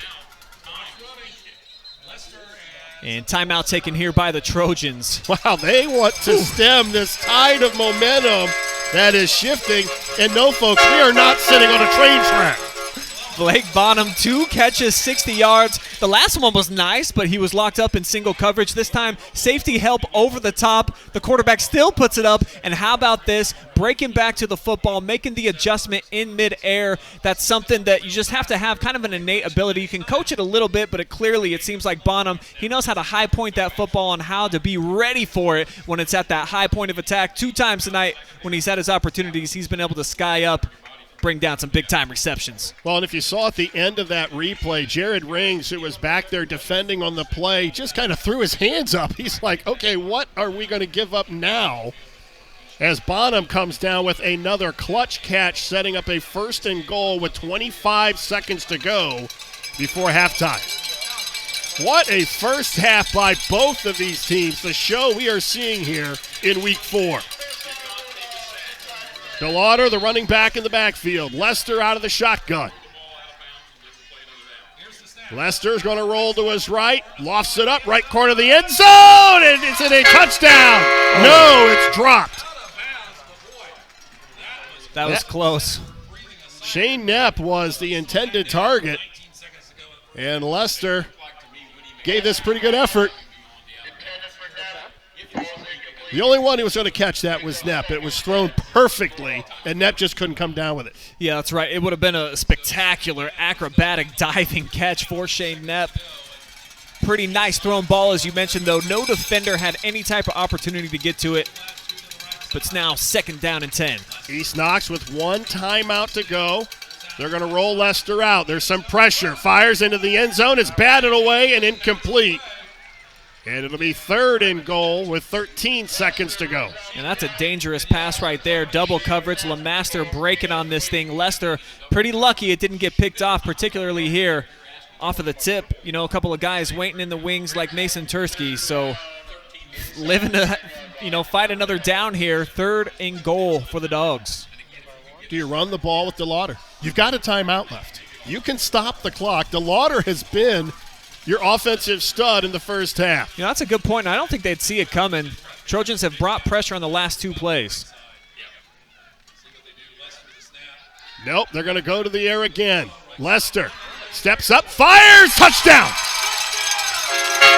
8 seconds to go before half, and East Knox gets a touchdown from Shane Knapp and a strike by Peyton Lester.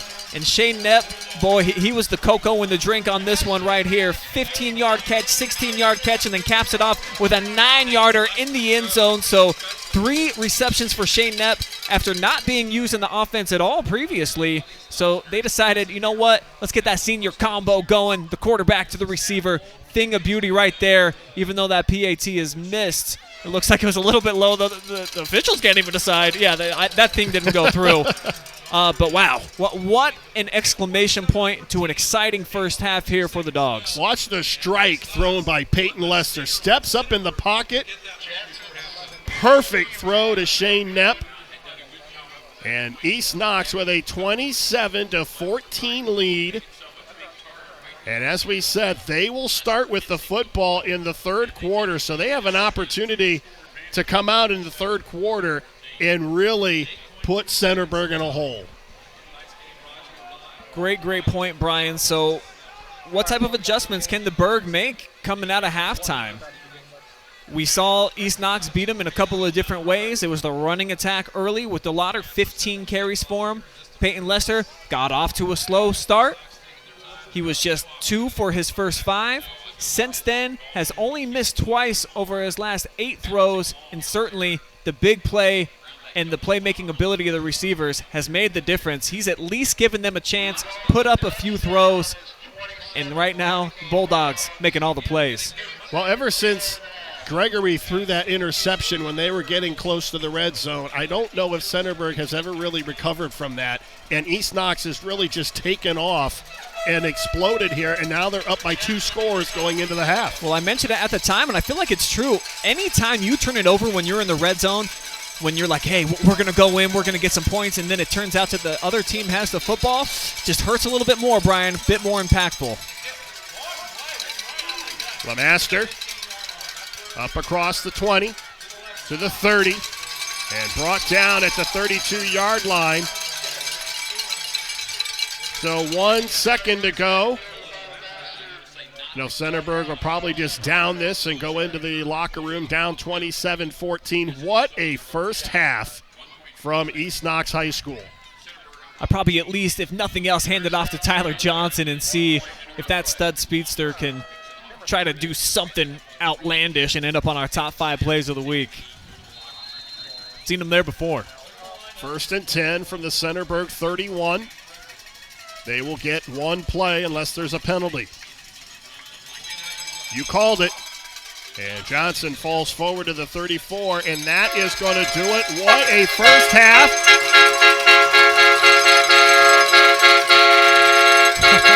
I figured I'd just let the train go through.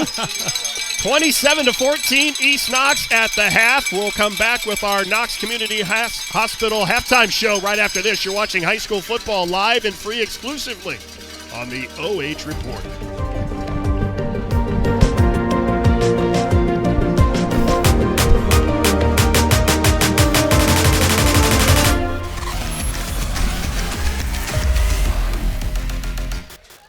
While many things have changed over the past 100 years, we remain the only locally owned and operated community bank in Knox County. A bank of local people making local decisions. It's that concept that has awarded the People's Bank a 5-star superior rating for strength and stability with Bauer Financial Services for over 25 years. The People's Bank, serving you since 1920. Hi, this is Brock Ross from the Danville office of the Killbuck Savings Bank, and I want to wish the Danville Blue Devils all the best for a great season. And this is Dee Scott from the Apple Valley office of the Killbuck Savings Bank, and I'm here to wish the East Knox Bulldogs an awesome season. We may root for different teams, but we are together in our efforts to service the financial needs of our neighbors and friends in the Knox County area. Supporting our community is even more important today. So contact me, Dee Scott, at the Apple Valley office. Or me, Brock Ross, at Danville. The Killbuck Savings Bank, your community partner, equal housing lender, member FDIC. Knox Community Hospital delivers with 3 fellowship-trained surgeons and coveted national rankings for 4 years running, all to help you beat the pain and heal faster. At Knox Community Hospital, we are elevating care.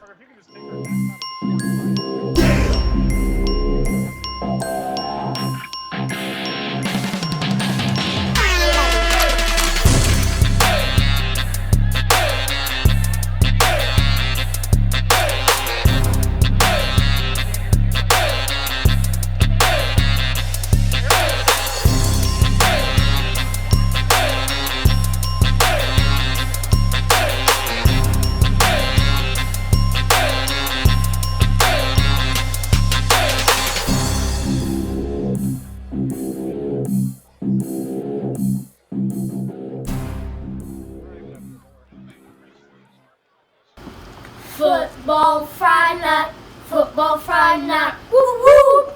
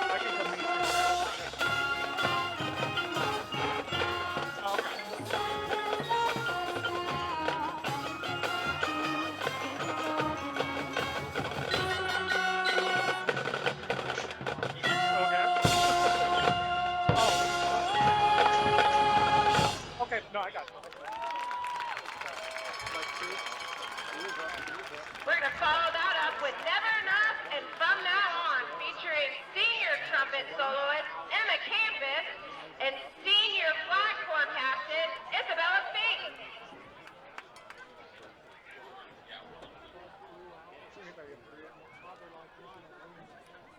Yeah, with you.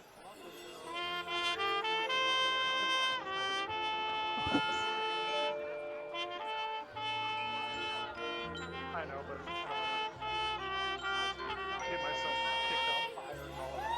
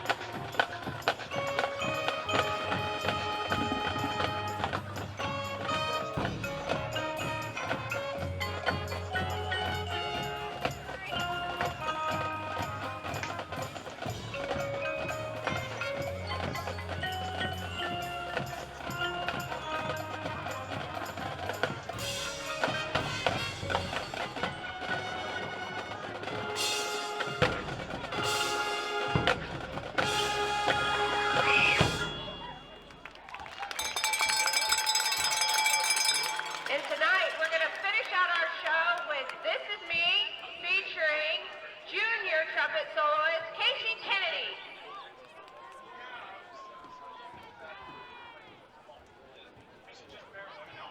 Did they call it short or wide? They call it short. Okay. From here it's short. Yeah, look like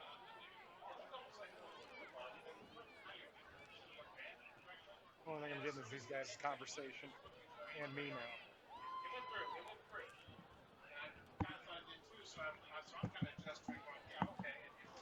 And the line was and I expected it more to him because I figured he saw it with any experience. Check.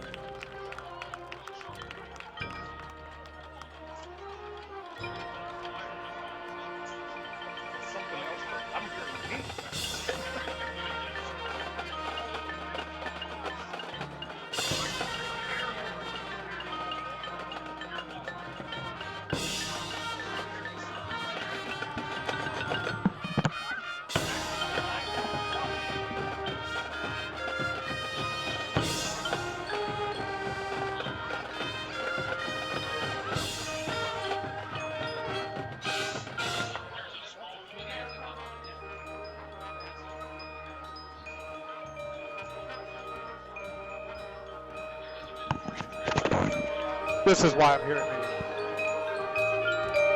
Trying to make it where I can talk to you guys.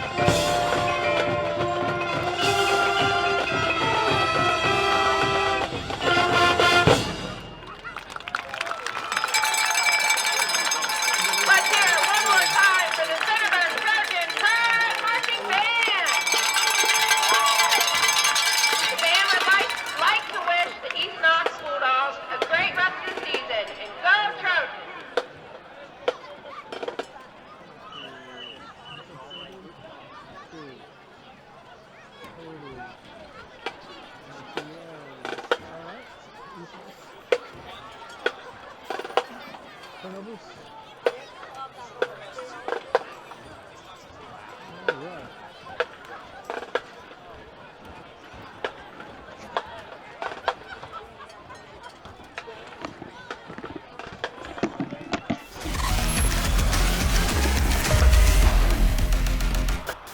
While many things have changed over the past 100 years, we remain the only locally owned and operated community bank in Knox County. A bank of local people making local decisions. It's that concept that has awarded the People's Bank a 5-star superior rating for strength and stability with Bauer Financial Services for over 25 years. The People's Bank, serving you since 1920. Knox Community Hospital delivers with 3 fellowship-trained surgeons and coveted national rankings for 4 years running, all to help you beat the pain and heal faster. At Knox Community Hospital, we're elevating care.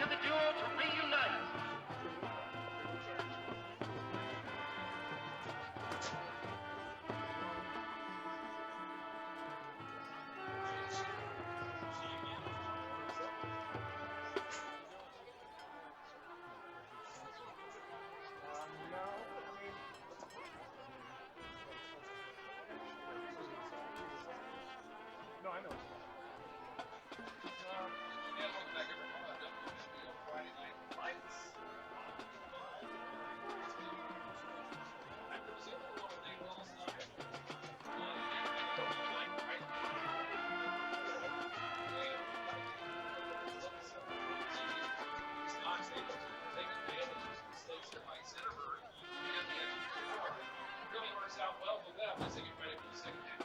We'll talk about the second half in a minute. First, let's talk about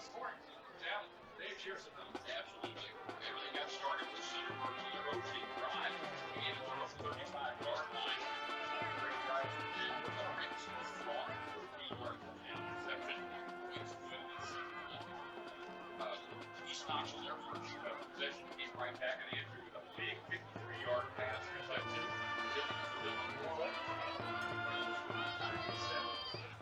Knox took their first lead for 15. The lot of 52 yards out. Brings just his second score of the night. He gets a 2-yard rush this time. At 10:25 in the second quarter, the time is 14. And East Knox at the 3-minute mark, the lot makes his second score line, 4-yard gallop. 21-14 to score at that time. And East Knox just 8 seconds left in the first half. Went to the locker room, shake hands, and set the start. She does ironically have the same kid in the shot. No, you don't both have to go up. Free. Yeah.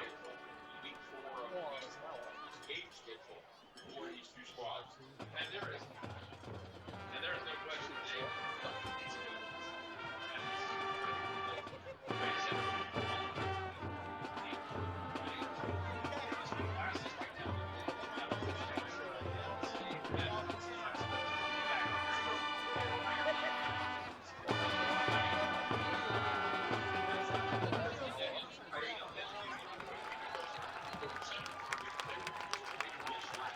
We hope you've enjoyed our show. Thank you to all the parents, teachers, administration, and community members that have made this night possible.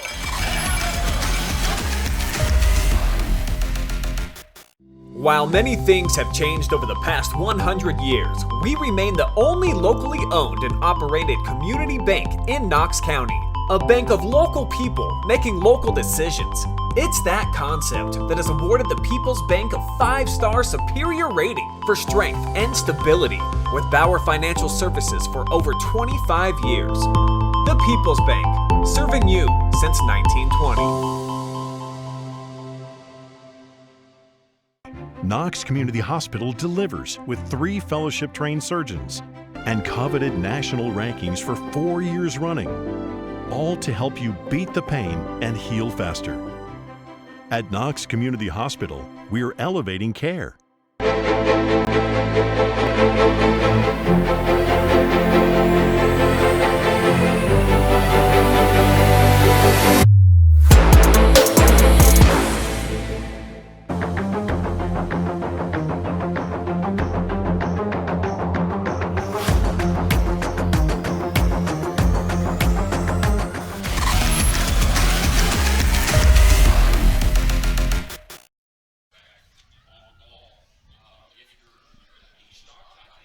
Welcome to the Knox Community Hospital halftime show. I am Brian Harder along with Brian Skoronsky, and I anticipated a very good matchup. I did not know that East Knox would come out offensively and fire on all cylinders the way they have tonight. Very surprised. This is a Trojan defense that's been pretty stingy so far in the early portion of the season, even though they've only played a couple of games. They certainly have been dominant, only allowing 7 points per contest, Brian. So I did not see this coming either as we take a look at the halftime stats. And look at the Dogs rolling up for almost 250 total yards, and there's been some pretty nice balance for them. Peyton Lester did it late after they got the running game going with the Lauder early on in the contest. And pretty clean game in terms of the penalties. 2 for Centerburg, just 1 for the Dogs on their side. And for the Trojans, they came out hot too. They scored both of their touchdowns early in the game, and after that, cooled off a little bit. Got to give some credit to the East Knox defense, forcing some turnovers, 2 to be exact, one of those coming in the red zone for Centerburg. But really, the story of the game, I think, has to be that Dogs offense when you look at what Peyton Lester did. Threw for $166 and a couple of scores. DeLauder, 85 rushing yards. He got into the end zone twice. Tyler Johnson started the game super sizzling hot. 66 yards and a touchdown is what he had. But then things cooling off for the Trojans. Again, give a lot of credit to EK and that defensive staff. So if you're Andy Colella, you really have to be concerned about the 2 penalties. Even though there were only 2, they were both 15-yarders, and the timing of them was kind of critical, and then the turnovers are just huge. Penalties and turnovers, they'll kill you. And any coaching staff will tell you that. And in particular, turnovers. When you give another team an extra possession that you are giving away, makes it hard, man. Makes it real hard on you, especially in a game of inches like this, to really evenly match teams. KMAC opener, there's a lot at stake. So, that was one of our keys that we discussed amongst ourselves before the game, who's going to take care of the ball a little bit more. Peyton Lester, just 1 turnover so far on the season. Gregory entered, and he had not turned it over yet through a couple of games. And, things have changed a little bit now after we saw those 2 giveaways in the first half for the Trojans. So can they clean it up here in half number 2? I think they're going to need to try to get back into this ball game. Now, you made the comment last week at the half when East Knox was playing Crestview that the third quarter is kind of your favorite quarter because this is where the chess match is. And you're going to see what Andy Colella and his coaching staff, what they felt, what they need to clean up coming into the third quarter. And conversely, East Knox, what do we have to keep doing and anticipate what Centerburg is going to do? Coaches have a lot to do with the second half adjustments, but players too. I was really blessed a couple of seasons ago before we started doing live streams where I got to go into some halftime locker rooms and I got to see what the coaches were doing.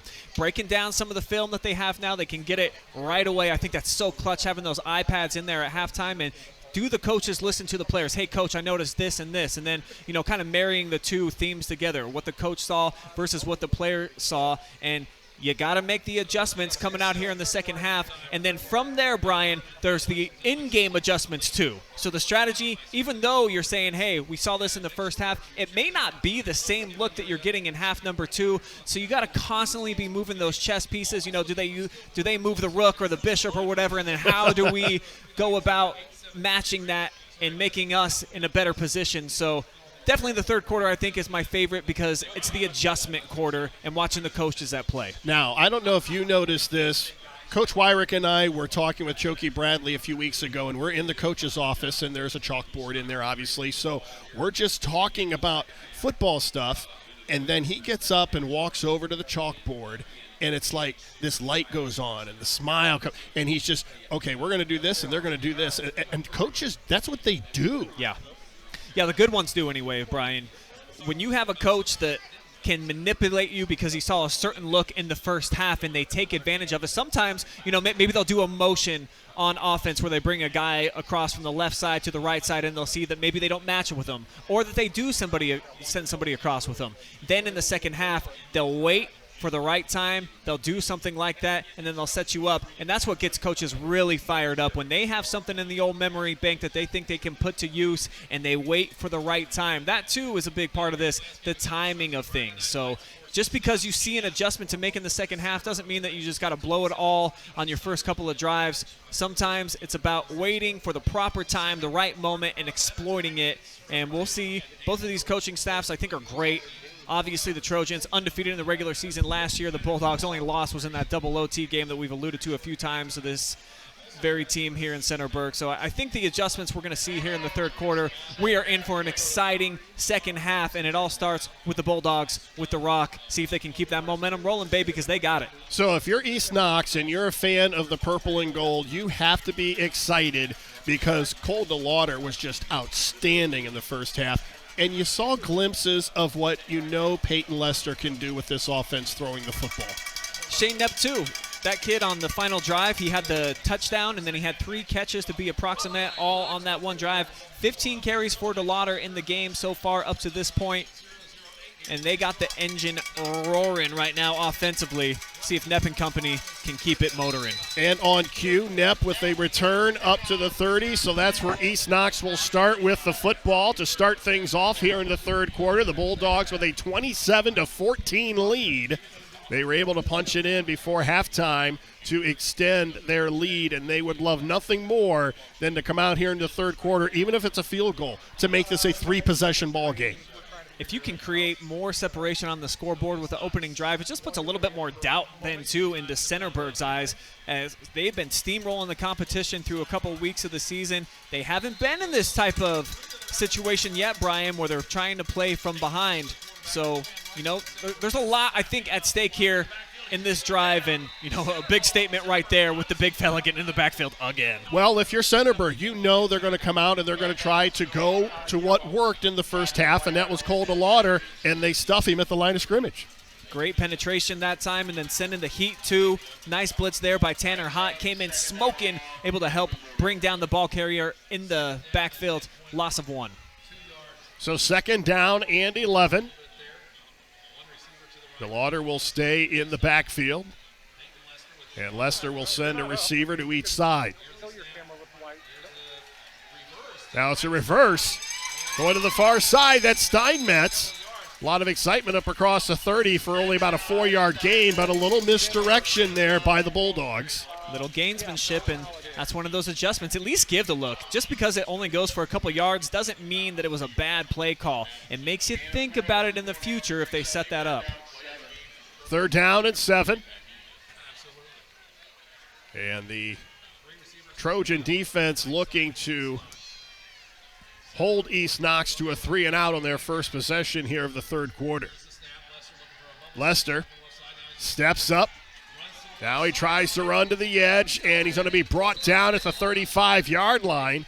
And a nice job of pressure by Kalen Lemaster, the sophomore, and it's 4th down. And East Knox goes 3-and-out on their first drive of the 3rd. Great coverage on the play. I think that they were looking to do kind of a hitch and go all the way right there, a design play call, but it wasn't available. It was just awesome coverage on the play, so it ended up turning into the quarterback, Lester, scrambling for his life, and just not a whole lot there for him. So Centerburg's going to get it back, and Parker with a fair catch at the 30, so that's where Centerburg will take over. And as you mentioned, Centerburg not used to playing from behind as they trail 27-14 to start things off here in the 3rd quarter. But I certainly think that it's got to help stimulate this offense here. You get a 3-and-out from your D. You got the ball back. Just a 2-score game. All you got to do is go down here, get some points on the board, and it is in a whole new ball game for the Trojans.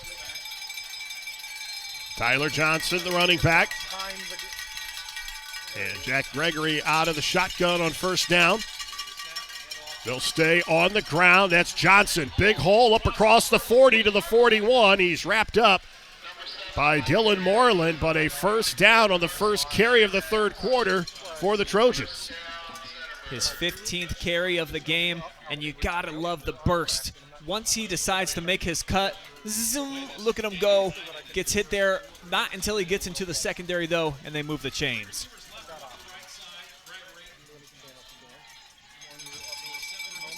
Gregory with a long snap, ball's on the ground. Tyler Johnson picks it up, and they were lucky to keep possession of the ball. He'll lose yardage on the play.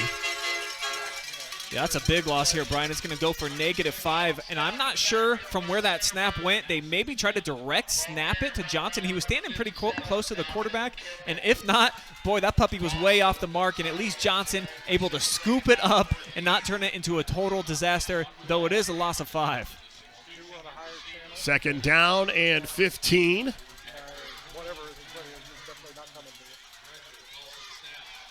Gregory with time. Now he's flushed out, feels the pressure. And he'll fall forward across the 35 to the 36. DeLauder was there defensively, along with number 10, John Mazza. And this just isn't really Gregory's game. He's kind of a more conventional drop back in the pocket, pick you apart from there when he has time, so you see the pressure blowing things up for him. Gregory's got to scramble and just isn't quite the same quarterback when he's on the run. 2 receivers to each side on 3rd and long.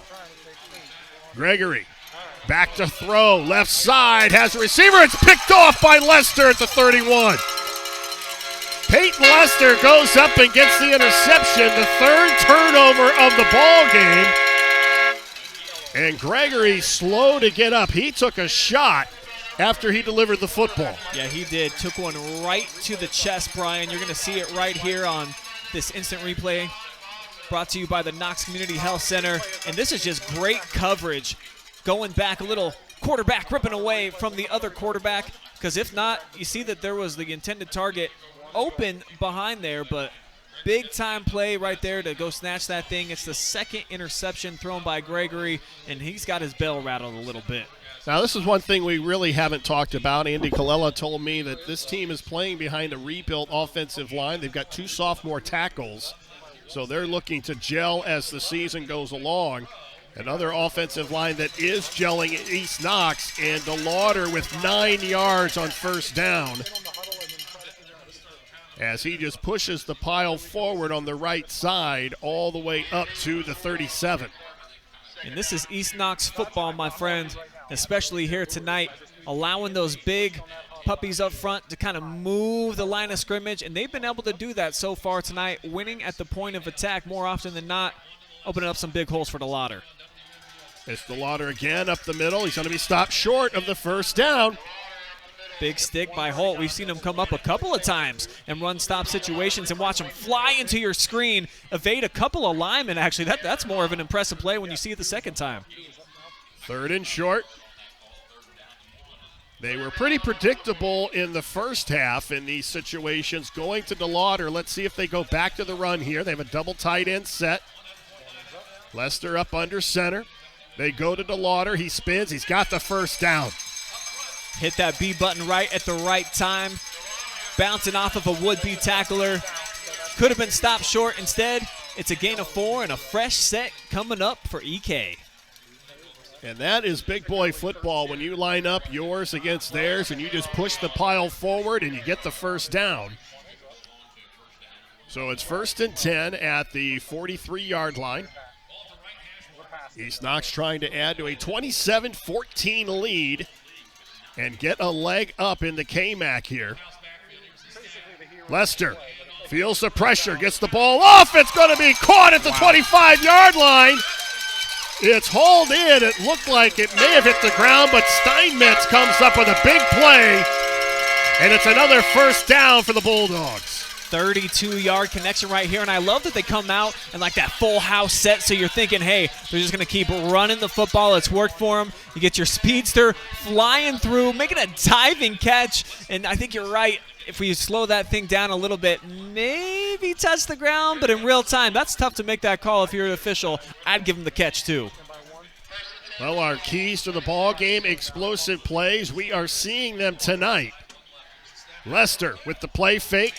Swings it out. It was intended for Knapp, and it bounces away. Unfortunately for East Knox, it wasn't picked off. 2nd and 10. Take another look. See the pressure coming. Lester felt it, put it up.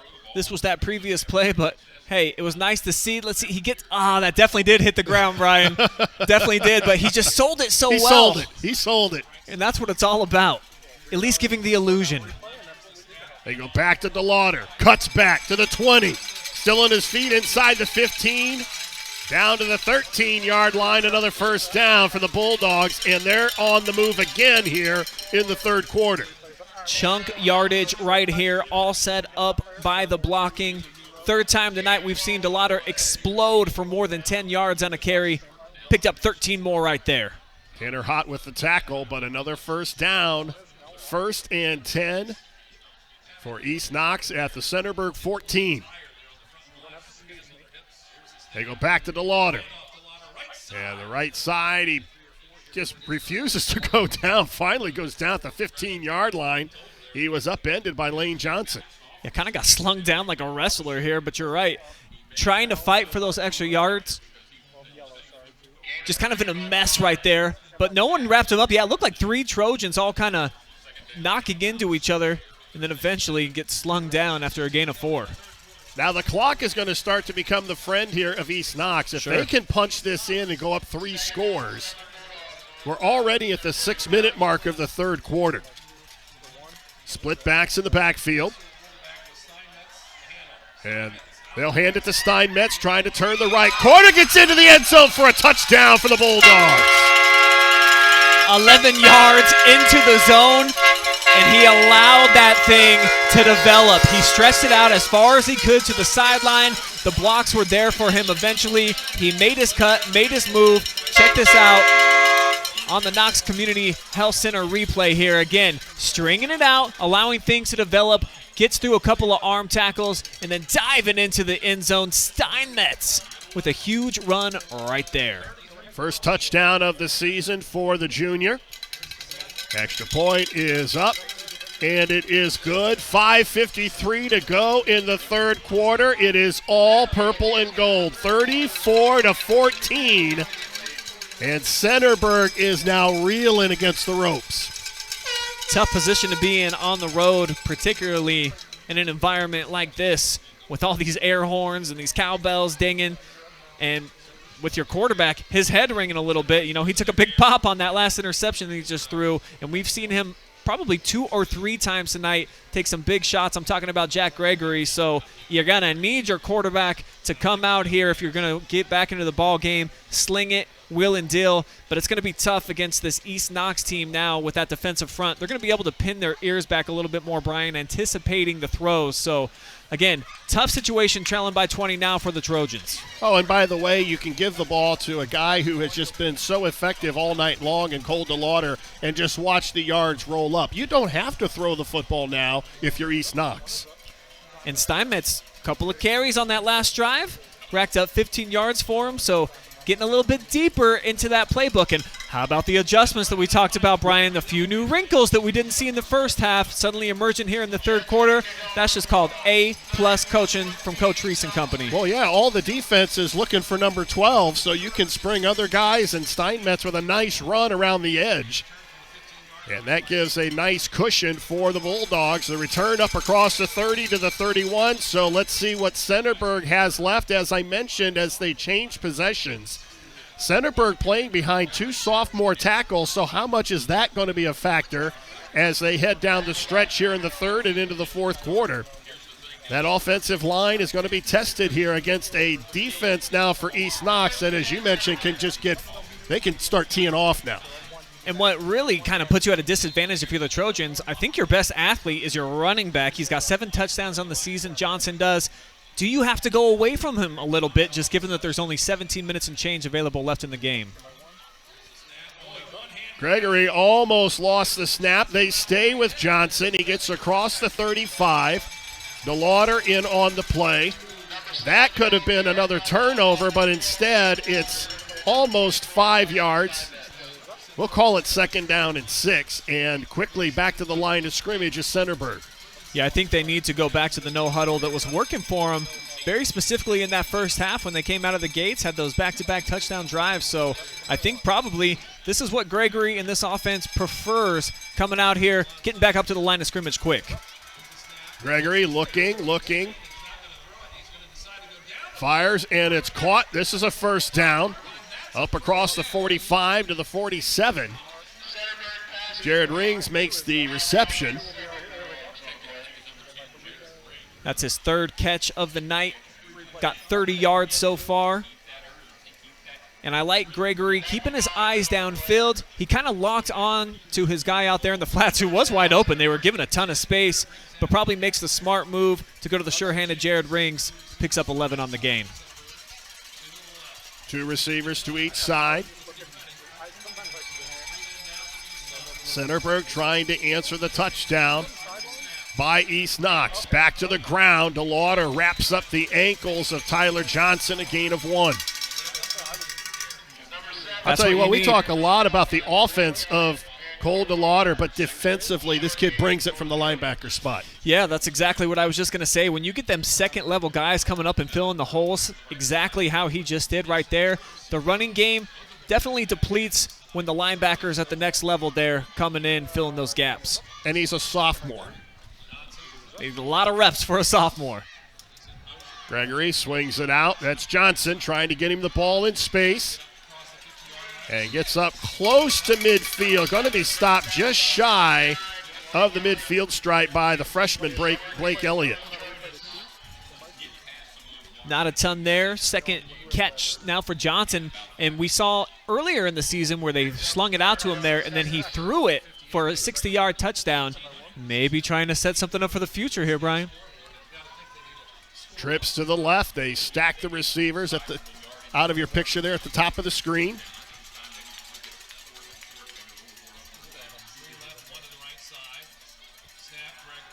Gregory under pressure, and it's going to be incomplete. Flag is down. And the flag came in late. I think it might be a hold against the right tackle. Certainly, Caden Sloan, he's limping a little bit now. He just dropped down to the field. I think his coach told him to do that and is grabbing his knee like he's in a lot of pain, but I think might have got drugged down to the ground by that right tackle, and it looks like East Knox electing not to accept the penalty anyways to bring up 4th down. Almost looks like a cramp the way that they're working on Sloan, and that would be a big loss if it was anything more than that. Yeah, I believe this is a 3-year starter that was involved in that Final Four team, playing up front for them when he was a sophomore back then. Probably the biggest body that they have out there, so if you're the Dogs, you certainly don't want to lose a specimen like that. Well, you talk about the magic that was in this town a couple of years ago when they made that deep playoff run, and last year with COVID, they still had a good year, 6-2, and got off to a 2-0 start this year, and then went over to Crestview, and people probably had questions after that game, but tonight they are silencing the critics, and more importantly, I think they're giving confidence to themselves that they're going to be a team to reckon with in the KMAC. I think the loss last week was more about good Crestview and not necessarily bad East Knox. The Cougars are taking everybody off guard right now. And it's good to see the big fella up and moving, at least walking over to the sideline. So maybe just a cramp, Brian, you're right. But, yeah, what a run this East Knox program has been on the last couple of seasons, and anticipating they're going to be right there in the standings near the top when this baby is all said and done in Week 10. Talking about Crestview, we will be over at Ashland next week. Bruce and I will be as they take on Monroeville for a Firelands Conference matchup. And Gregory airs it out on 4th down. He's got a receiver, and it's going to be caught at the 15-yard line. Can you believe it? A touchdown for the Trojans as he finds Alex Johnson, who goes into the end zone, 51 yards on the play. I don't think he was looking for Alex Johnson on the play. It doesn't matter. He was the right place, right time player right there. 2 officials signaled touchdown, so I think they're going to give it to him. A 51-yarder right there, Brian. And, man, what a spectacular throw right here by Jack Gregory to have the cojones to put that up. And you see the two receivers in the screen. Jared Rings came over. He allowed his buddy to catch it. You can't script that thing. And a nice dive to the pylon, and just like that, Centerburg gets into the end zone. I think you have a career in color commentary. That was a very, very colorful description of that play.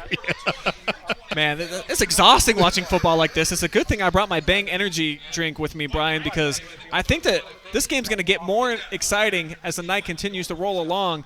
And how about the big play ability that we've seen from Johnson so far? Alex, 2 catches, 74 yards, and now a tutty. Brian Harder, Brian Skoronsky from East Knox. It looked like as we started the third quarter that the Bulldogs were going to run away with it, but Centerburg responds with a big play of their own.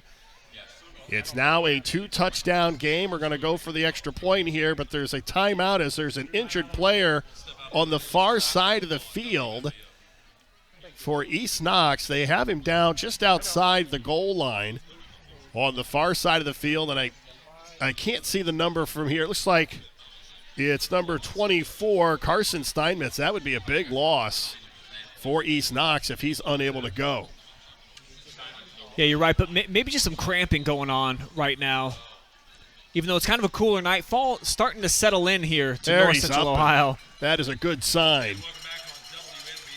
As he trots off on the field, he had his first touchdown of the season in the third quarter. And that was what extended this lead for East Knox. But Jack Gregory said, hey, wait a minute, do not write us out yet.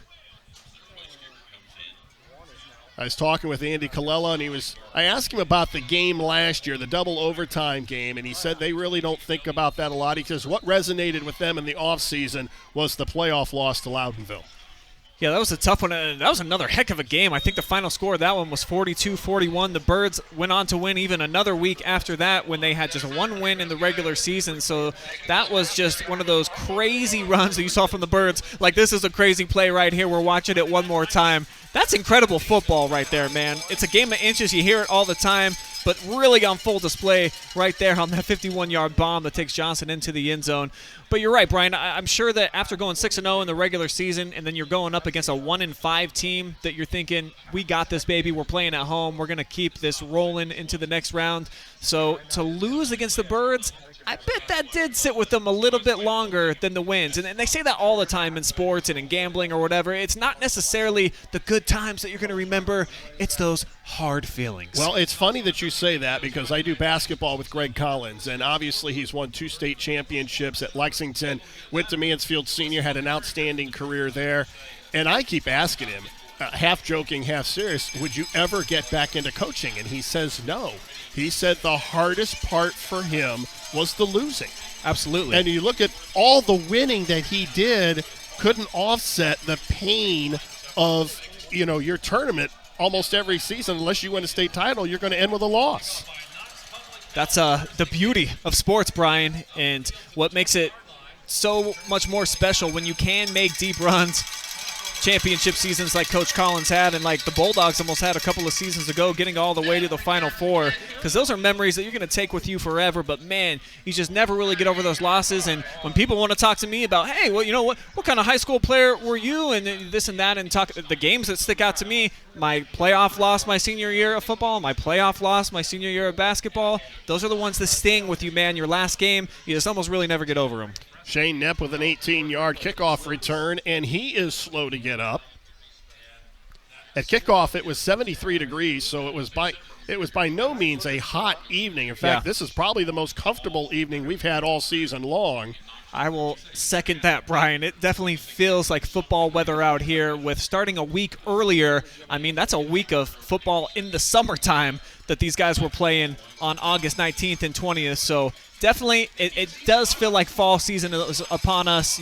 Pumpkin spice is back out on the shelves, and it's football season, baby. So excited to have. We're about at the midway point. College football getting underway. The NFL, of course, doing some things on Sunday. Kicked off their season last night. So yeah, that guy Brady continues to light it up. Isn't he unbelievable? Has he ever got the ball with under a minute where he didn't go down and score and win? 1st and 10 for East Knox at the 38-yard line. As play starts, DeLauder gets the call up across the 40, falls forward to the 44. This guy falls down and gets 3 yards. It's just been that kind of night for him, and it started with a 2-yard loss right away. Since then, picking up chunk yardage, 6 more right here. And, again, it's the offensive front, Brian. Look at that hole that he had. He had 2 holes to choose from. He just elected to go straight ahead. And why not? 6 more yards. 2 minutes and 45, and I have a feeling we're going to see a steady dose of the Bulldogs running game to wind this one down. He cuts back across the 45, gets close to a first down at the 48-yard line. Lane Johnson in on the stop, and that is a first down. They'll move the chains with 2:35 to go before the 4th. And the recipe for success for the Dogs now. Things have gotten a little bit tighter with the Trojans getting that touchdown. Why not keep it on the ground? Your offensive line is playing fantastic. DeLauder, he's hungry, buddy. He's fighting for them extra yards. Close to midfield here. I wouldn't see why the Dogs wouldn't keep running it, but maybe one of those wrinkles catches the Trojans off guard. We'll see. Well, Lester back to throw. They try to set up a screen. It's batted down. And the guy who just scored the touchdown for Centerburg, Alex Johnson, gets his mitt up and bats down the screen pass. Big play right there, getting into the face of the quarterback. Almost caught that thing out of midair, too. He's been an exciting player here tonight, Brian. I believe I've got him down for at least 1 sack. That's a huge play with the knockdown right there coming off the edge. He's got clean speed, 2 big catches in the passing game, too. 6'2", 180. Now they go back to DeLauder. At midfield, cuts to the outside, has some running room to the 35, to the 30, still on his feet, finally brought down at the 22-yard line. Another explosive play for the Bulldog sophomore. His biggest run of the night, 30 right there, puts him up over 100 for the game. Cole DeLauder trying to get into that MVP conversation. He wants that Mazza's Player of the Game interview. And look at that stiff arm there, too, towards the end. Open it up for about 4 more yards before he's finally drugged down by Rings. You know, he's only a sophomore, but he runs with the look and the maturity of a senior. Lester, off right tackle. Really nowhere to go on that play. John Geiger there to wrap him up. It's a 3rd straight carry for Lester that's gone for no yardage. Only once, actually, tonight on 8 carries as he actually picked up some yards. So rushing and Lester hasn't really gone hand in hand here tonight, but with the run game of DeLauder, he hasn't needed to do very much with his legs. 2nd and 10. Now they go back to DeLauder. And he is upended at the 20-yard line. Picked up by Tanner Hutt. And that's going to make it 3rd down and about 7. We're under a minute in the 3rd quarter.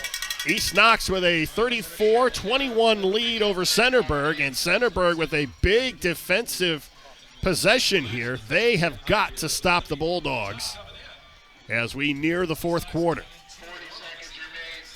Very key 3rd down play right here. Dogs need at least 8 to extend. Lester rolls to his right. He's going to run. This time he's got some room. Dives forward across the 15. And he'll still be short of the 1st down, but that may be the final play of the 3rd quarter as the Bulldogs in no hurry to get back to the huddle. And watch this pancake block there on the edge by Jacob Naybarger.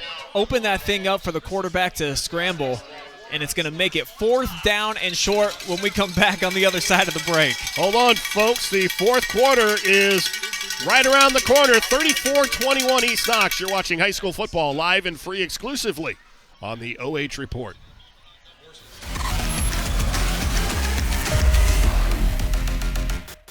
While many things have changed over the past 100 years, we remain the only locally owned and operated community bank in Knox County. A bank of local people making local decisions. It's that concept that has awarded the People's Bank a 5-star superior rating for strength and stability with Bauer Financial Services for over 25 years. The People's Bank, serving you since 1920. Knox Community Hospital delivers with 3 fellowship-trained surgeons and coveted national rankings for 4 years running, all to help you beat the pain and heal faster. At Knox Community Hospital, we're elevating care.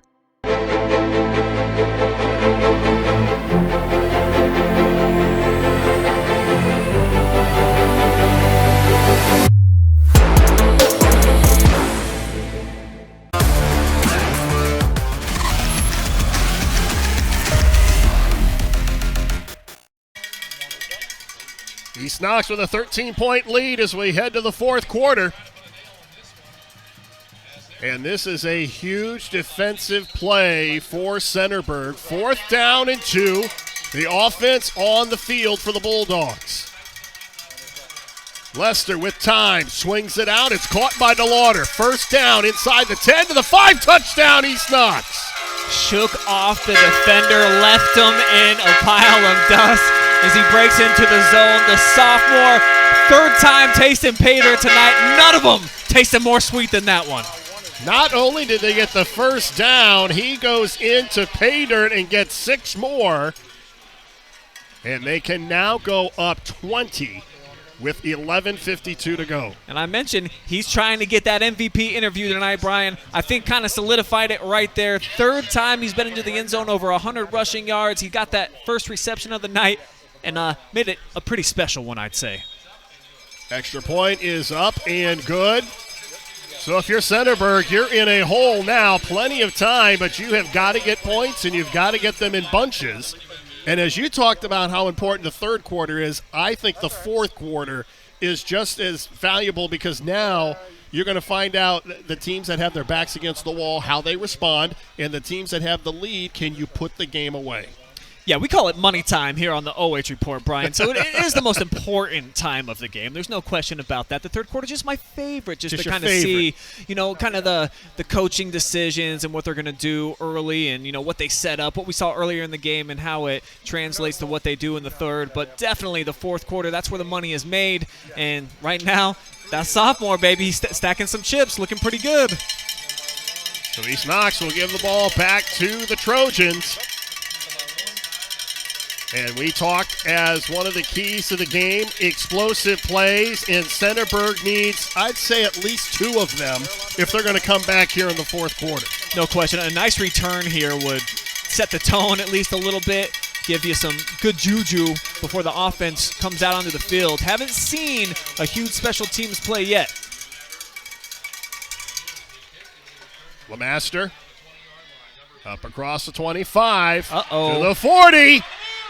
He's still on his feet down the far sideline, and he's down inside the 25-yard line, and we talked about a big play on special teams right on cue. LeMaster with a big return. Well, if I'm the doctor, baby, that's the prescription that I'm going to be handing out. Set your team up just outside of the red zone, and Jack Gregory and company, get out here, get us some points quickly. We're trying to get back into the shootout.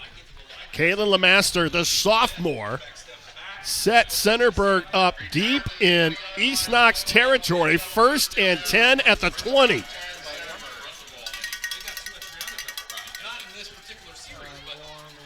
See LeMaster catching his breath over there. That was some serious speed, though. Gregory sets, quick fire, caught. And it's down to about the 12-yard line, so still short of the first down. Looks like some more cramping going on down there, Brian. That pass was hauled in by Jared Rings, and he is slow to get up. Rings having a nice night. This is his 4th grab. Ventured into the end zone earlier in the game. Just a nice, clean route. The Bulldogs are going to give that up right now. They're going to allow probably some 5-6-yard completions throughout the duration of the game. Take advantage if you're Jack Gregory. 9-yard pickup there, getting him closer to that goal-to-go situation. Our thanks again to tonight's sponsors, the Killbuck Savings Bank, Mazza's Restaurant of Mount Vernon, J&F Construction, the People's Bank, and Knox Community Hospital. Brian Harder, Brian Skoronsky from Bulldog territory down in East Knox, and this has been an outstanding football game from the start. It looked like it was going to be an offensive shootout in the first quarter, and then East Knox in the third quarter really started to pull away, and now Centerburg trying to creep back into it after a big kickoff return by Kalen LeMaster. And now Centerburg with a 2nd down and 1 at the East Knox 11.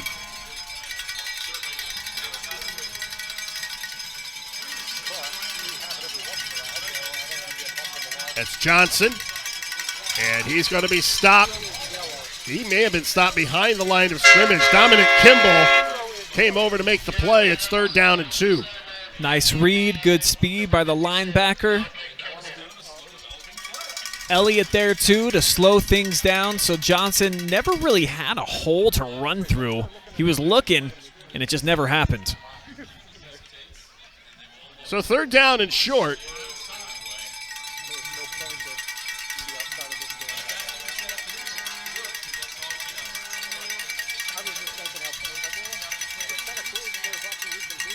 Johnson trying to turn the corner on the left side, and he cannot get around the edge as Peyton Lester with the big stop on D. How about the senior captain coming up, making a big play? Boy, I saw a hanky just hit the ground. Hopefully it's not for that celebration and the fist pump.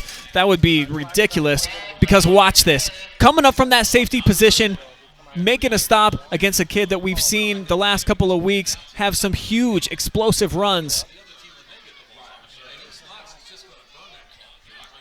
Penalty is going to be against East Knox. And my only hope, Brian, is that it's not for Peyton Lester showing a little bit of emotion when you come up and you make an open field tackle like that. He wasn't in the player's face.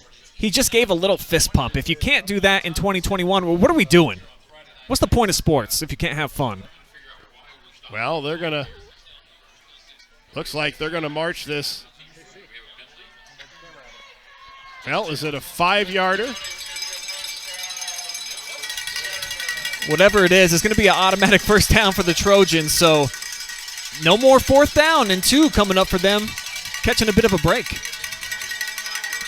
That was a 5-yard penalty, so 1st and goal from the 8. Johnson up the middle, nowhere to go. And that's been the case on his last 3 carries. Matter of fact, his last 5 carries have only gone for 3 yards, Brian. So the Bulldogs doing a sensational job of bottling him up in the backfield. Just nowhere to go. Now we get close to the 10-minute mark. The Bulldogs up by 20, but Centerburg trying to put a dent into that lead.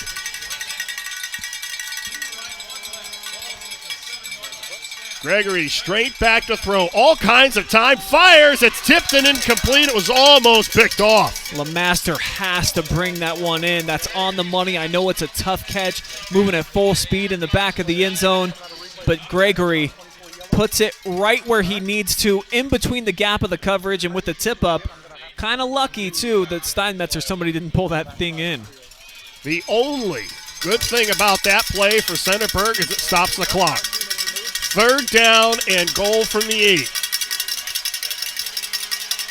Centerburg with 2 tries to go 8 yards. And Dogs showing a big blitz here. Everyone creeping up.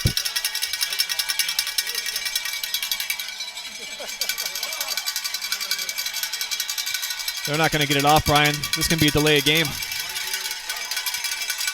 Nope, that penalty will be marched off against Centerburg. Their first penalty of the second half. And I don't know how much of a leash Gregory has changing the play at the line of scrimmage, but the Dogs, like I said, they marched just about everybody up, including both safeties, right about 3 yards from the ball. So I think maybe he was just trying to identify some of his blocking changes and just didn't get them off in time. 3rd and goal from the 12. Gregory swings it out. Johnson inside the 10 to the 5. Touchdown, Centerburg. What a huge play right there. Bringing the blitz off the edge allows Tyler Johnson to get out in space. The safeties were just too far away in the back of the end zone playing coverage. And then the speedster getting back into the end zone where he hasn't been since early in the contest. One more time here. You see the pressure coming, and then there's just no chance for Lester and company locked up in coverage to get over there and make a stop on a burner like that. Well, and it's just a play to get the ball to your playmaker. Tyler Johnson, whether you're giving it to him out of the backfield or rolling him out for a pass, he's the guy that if you're going to get back into this ball game, you're going to need plays like that. The extra point is up and good. Still plenty of time, but a defensive stop needed now by Centerburg if they want to get back into this one. This is the touchdown to Tyler Johnson. Well-designed play, and kudos to Gregory for not panicking. The pressure coming off that backside. He just waited for Johnson to leak out. Got the catch, had plenty of space, and certainly got the speed to catch that corner and get it into the end zone. Okay, so now we go to the chess match. That's right. Do you kick it deep, or do you go for an onside kick here?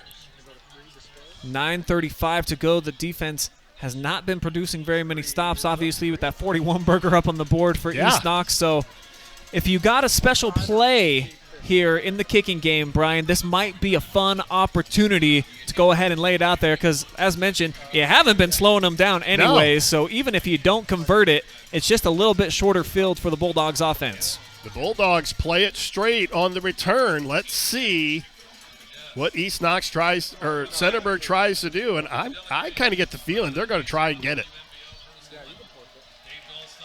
Yeah, the kicker only about 3 yards away from the football, kind of indicating, as you see now, the coverage unit coming up. It's going to go 10 yards. It's recovered by East Knox, though, at the 49-yard line. That was close. That was a big Mazza ball just hanging out there for anybody to come scoop up.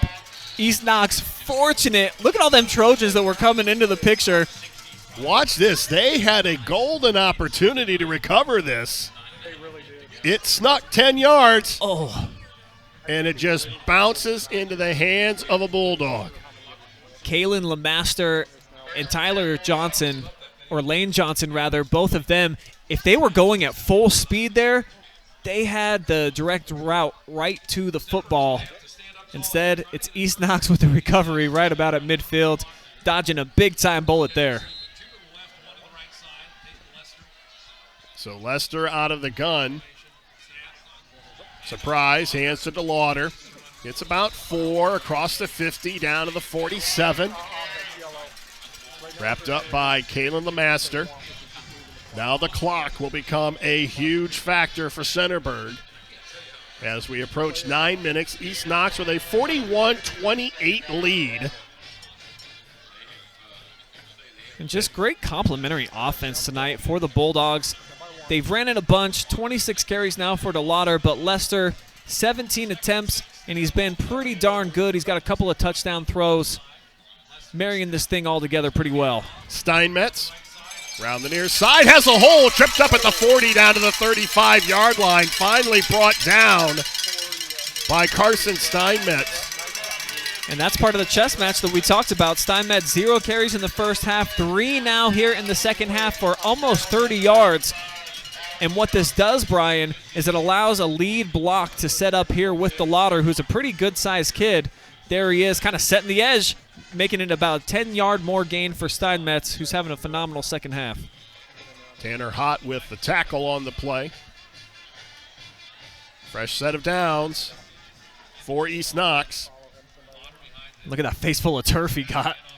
Now they go back to DeLauder, left side, and he's got about 5 more to the 31. And we've got an injured Bulldog down at the 35-yard line.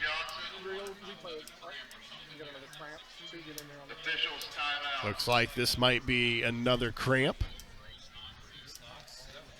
At least that's what you hope. It's Nathan Burwell down. Not moving a whole lot right now.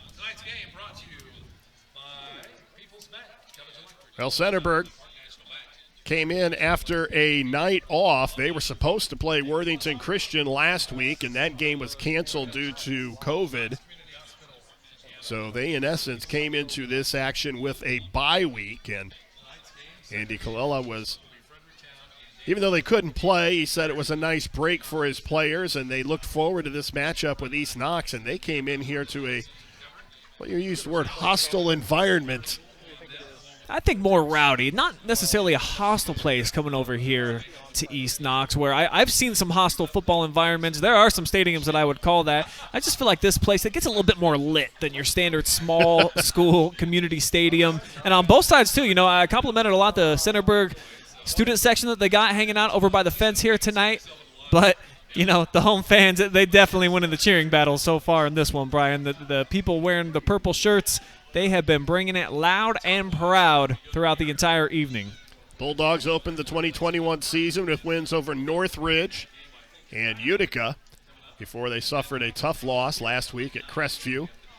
And they definitely answered the bell here in Week 4 with an impressive show, especially offensively against a team like Centerburg. And they're the injured Bulldog, Nathan Burwell, coming off the field. Looks like he's holding his hand. When you're an offensive lineman, pretty key to be able to have those hands feeling good every single down. You know, you're going toe-to-toe, banging with another big body. So you hope he can just shake it off, get right back into the mix. You never want to have a substitute come in and play more than a couple downs. 2nd down and 5 for the Bulldogs.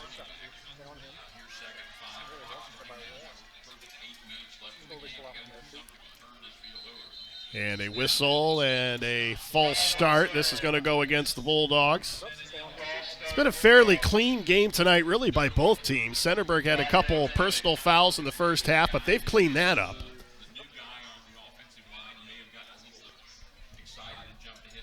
Yeah, not a lot of mistakes made in terms of penalty yardage tonight on either sides. Nobody's really shot themselves in the foot, with the exception of what I think was a taunting penalty that was ill-advised. The flag should have never been thrown against Leicester on that previous possession. Other than that, pretty clean, man. It's been a good football game. So 2nd down and 10 now. 7:48 to go. They pitch it out to DeLauder. And DeLauder runs right into the chest of Lane Johnson. Stays in bounds, so that keeps the clock moving. Yeah, heady play at least doing that. The clock is now the friend of the Bulldogs. But they would love to add some more points and get this offense off the schneid, as they say. At least a couple more first downs here. Burn about 4 minutes of clock. DeLauder off left tackle, gets up to about the 30, so a pickup of a couple. So that'll be fourth down. Now under 7 minutes to go.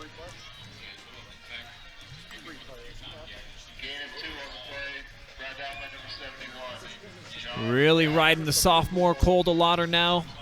His next carry will be his 30th of the night. Wonder if they're going to give it to him here on fourth down or allow the senior signal caller to put it up, put him in an RPO situation. This is where coaching and strategy really comes to a forefront. Fourth and a long 4. Lester back to throw. Has a receiver. It's incomplete. Great coverage there by Hunter Parker. He undercut that thing. He was there right away. And probably smart, actually, they didn't pick it off because they're going to gain more yards of field position here. But he was all over this thing. That's a heck of a break there. Looked like it might be an easy completion to Moreland. At least he felt like there was no coverage on the play. And then all of a sudden, zoom, number 4 comes into the picture, breaks it up. And just like that, Brian, 6:20 to go. And hey, Jack Gregory, this your time, baby. Come out. One more drive down here and just make it a one-score game. Let's see how much magic is left for Centerburg with 6:20 to go. Trips to the right. Johnson in the backfield, a low snap. Gregory swings it out. Not much after the catch, though. Yeah, really nothing at all. Makes the tackle after the catch by Jared Rings. So only a gain of 1.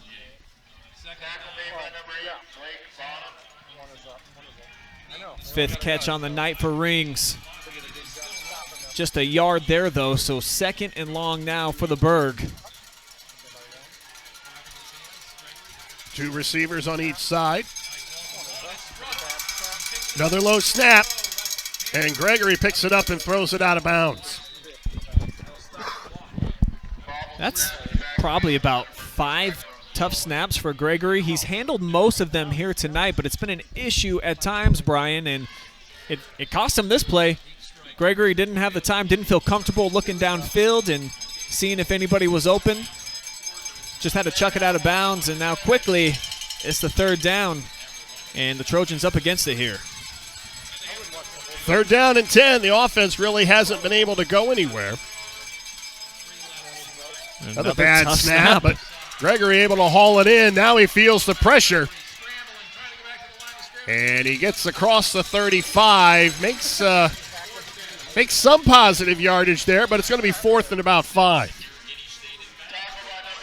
Was able to turn a 4-yard gain out of what looked to almost be disastrous with the second straight bad snap. And it's going to be 4th down and 4. Play of the game on the way here, folks. 2 receivers to each side. Gregory out of the gun. That's Johnson in motion. Gregory, all kinds of time. Caught by Johnson. First down across midfield down to the 46-yard line. It's not over yet.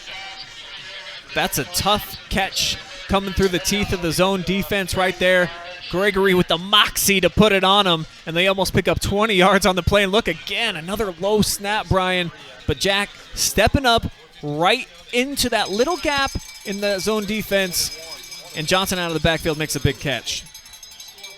This one's caught again at the 35-yard line. Another first down by Hunter Parker, and flags come flying in after. But the ball's loose, and the official indicating that East Knox has recovered. Shane Knepp clearly has the football. We'll have to take a clean look at this replay here and see what happened. Boy, disaster striking here. Would have been an 18-yard pickup. There it is. There's well, the catch. It is a catch. 2, 3, 4, 5. Oh, yeah, that's a catch. And the ball loose. Yeah, they're going to say it is a fumble, and it's recovered by East Knox. Another turnover by Centerburg.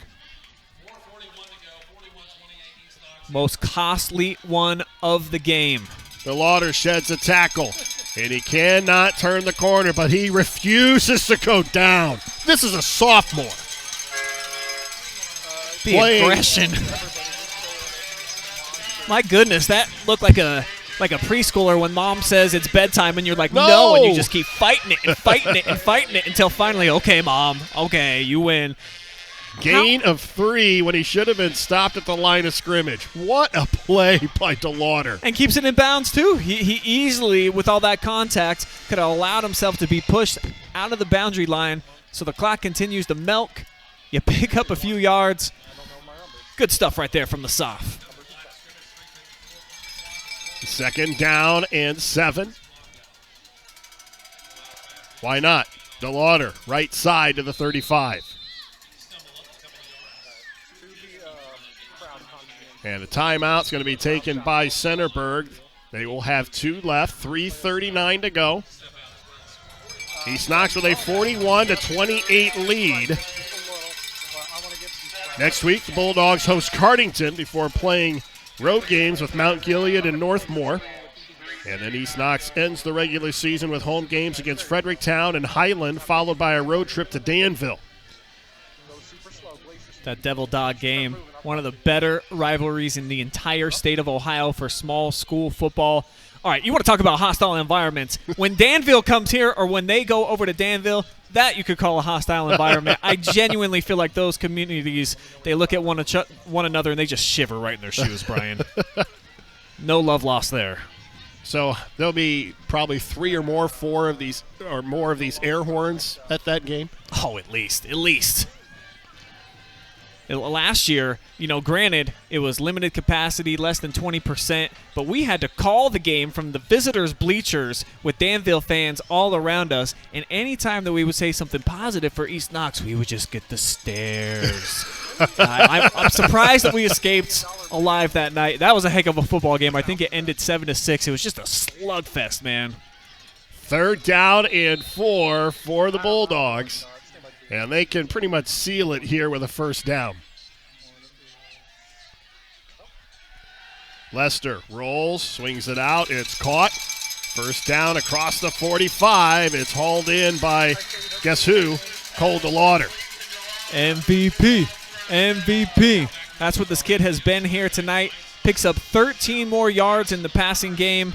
And I like the play call, too, getting him out on the perimeter. It's a safe call, but very effective. Nobody flowed with him. And the sophomore, again, leaving his mark on this football game, his 2nd reception of the evening. Well, the offense struggled last week against Crestview, but this week, 17 first downs. Whew. And they have been able to run the football, throw it a lot more effectively than they did last week. And Lester trying to turn the corner, cuts back across midfield, down to the 47, a pickup of 5. Found a little crease. Under 3 minutes to go. And here it is, just a nice cut back there. Did a nice job flowing with the play, allowing the blocks to set up. Cuts it upfield, and the clock becoming the biggest factor of the contest now. And the senior quarterback, of course, in no hurry here.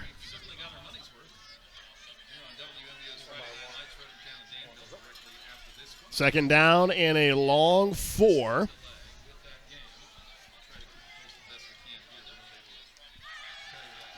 DeLauder protects the ball across the 45, down to the 44. I like how the sophomore just hugs that football. He's smart enough to know that you don't want to turn it over. Timeout called by Centerburg. They'll have 1 more to go with 2:12 to go. That's what you want to see. 2 hands, protect that football. Make it your baby, man. Nobody's getting to that thing. And in the first half, too, I noticed whenever he gets into traffic, he does a good job of hugging it, making sure that he does not lose it on a fumble, because turnovers, they're costly, Brian. We've seen that here tonight.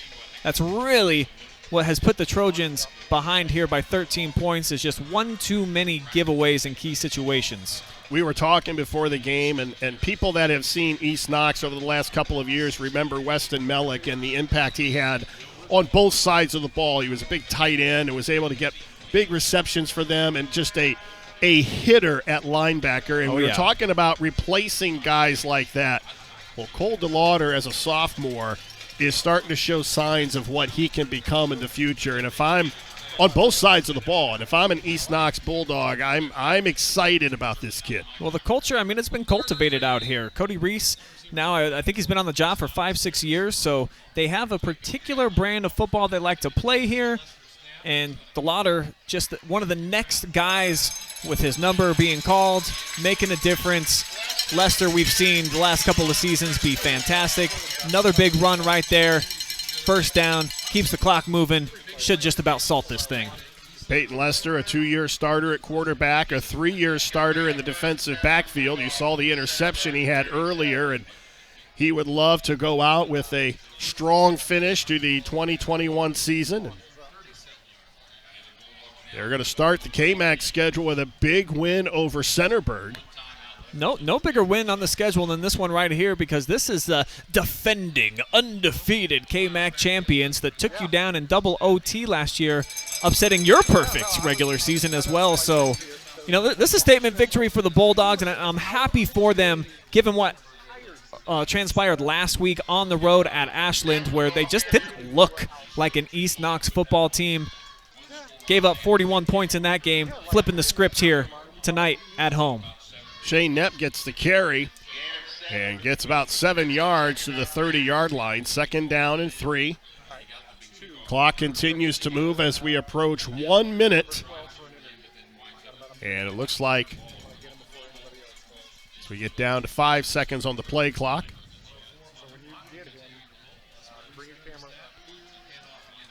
And a loss.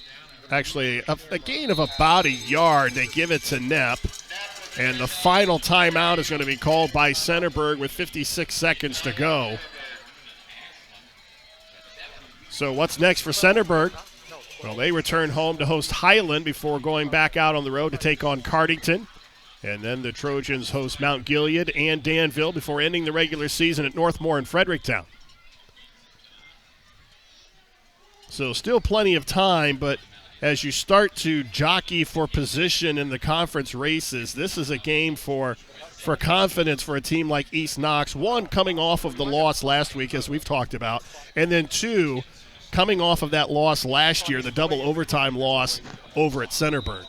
Yeah, a bit of a double whammy, and we talked about this about the Cougars and the fact that the last time they had played East Knox, it was in that big playoff game where they missed a field goal, a game-winning field goal at the end, and it kind of felt to them like they exercised some demons, got a little monkey off of their back. So for East Knox, you know, maybe a bit of a similar feeling this season, given how last year went.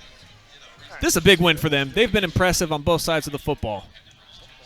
And fitting, DeLauder with the carry around the right side, down inside the 10, the 5, it doesn't get into the end zone. Wow. Well, looking for the signal, and I'm not sure he got in. Looks like he's short. And did you see the glare that he just gave that official? I am with him. Unless he clearly steps out here, why not just put both hands up in the air? Well, no, he got out at the 2. So it's 1st and goal. They're going to say he's out at the 1. 1st and goal at the 1. But I think that's a nice bow to kind of wrap up this game. If you're DeLauder, little 29-yard burst there, his second longest run of the night. He's over 30 carries. Just an exceptional contest for number 12. Well, and a show of class there by the East Knox coaching staff and Cody Reese, and they decide to not score. The touchdown is meaningless. Sure. So Lester goes back and just takes a knee. And I'm assuming there's not going to be any debate, right, for our MVP tonight? I think it's the kicker. You're going with the kicker, huh? So East Knox with a 41-28 win over Centerburg. We'll be back with the Knox Community Hospital postgame show right after this. You're watching high school football live and free exclusively on the OH Report.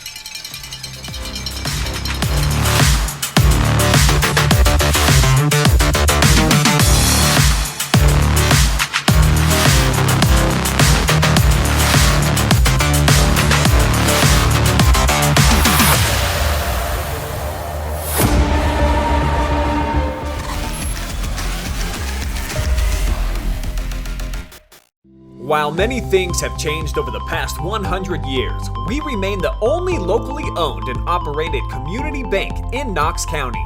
A bank of local people making local decisions. It's that concept that has awarded the People's Bank a 5-star superior rating for strength and stability with Bauer Financial Services for over 25 years. The People's Bank, serving you since 1920. Hi, this is Brock Ross from the Danville office of the Killbuck Savings Bank, and I want to wish the Danville Blue Devils all the best for a great season. And this is Dee Scott from the Apple Valley office of the Killbuck Savings Bank, and I'm here to wish the East Knox Bulldogs an awesome season. We may root for different teams, but we are together in our efforts to service the financial needs of our neighbors and friends in the Knox County area. Supporting our community is even more important today. So contact me, Dee Scott, at the Apple Valley office. Or me, Brock Ross, at Danville. The Killbuck Savings Bank, your community partner, equal housing lender, member FDIC. Knox Community Hospital delivers with 3 fellowship-trained surgeons and coveted national rankings for 4 years running, all to help you beat the pain and heal faster. At Knox Community Hospital, we're elevating care.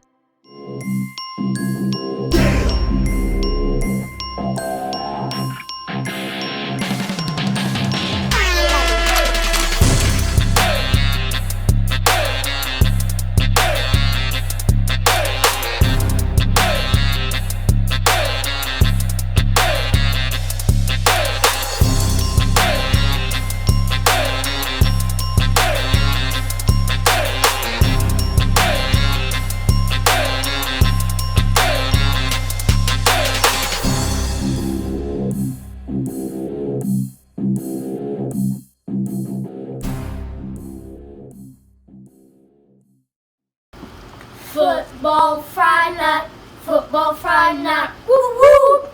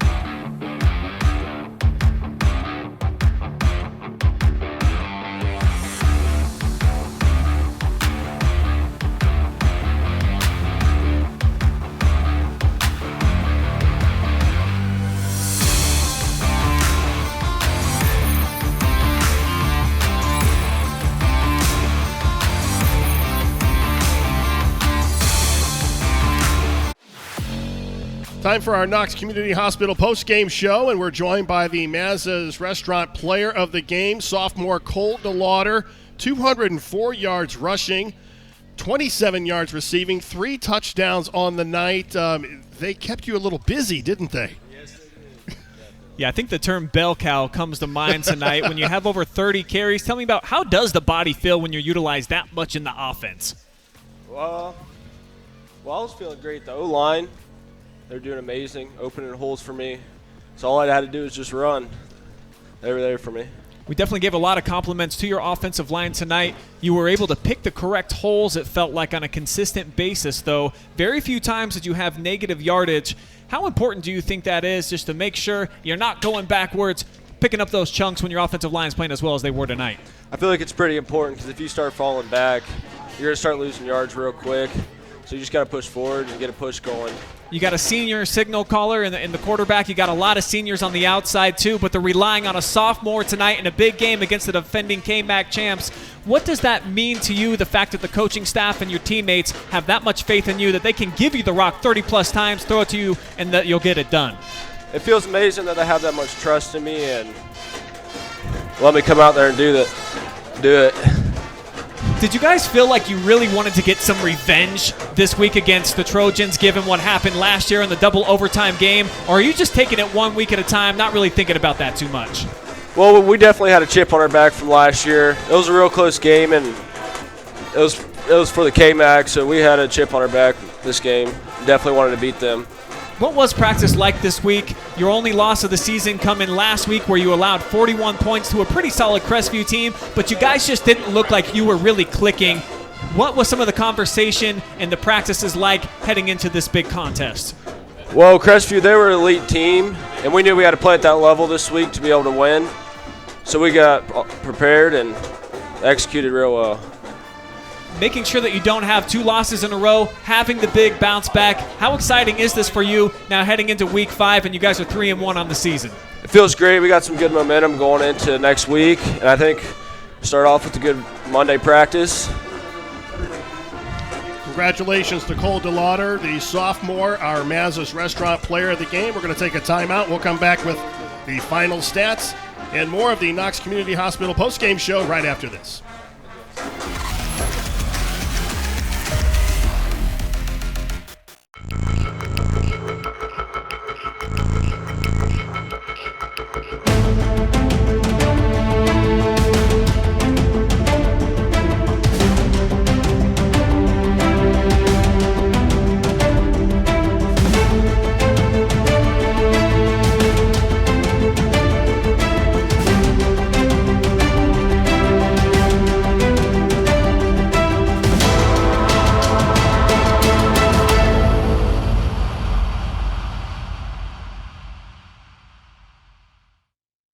While many things have changed over the past 100 years, we remain the only locally owned and operated community bank in Knox County. A bank of local people making local decisions. It's that concept that has awarded the People's Bank a 5-star superior rating for strength and stability with Bauer Financial Services for over 25 years. The People's Bank, serving you since 1920.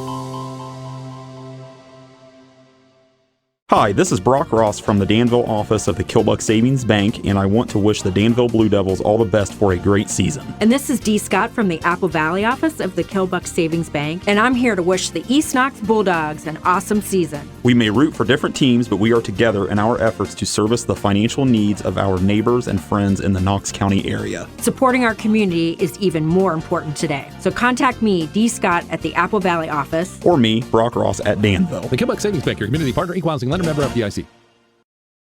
Knox Community Hospital delivers with 3 fellowship-trained surgeons and coveted national rankings for 4 years running, all to help you beat the pain and heal faster.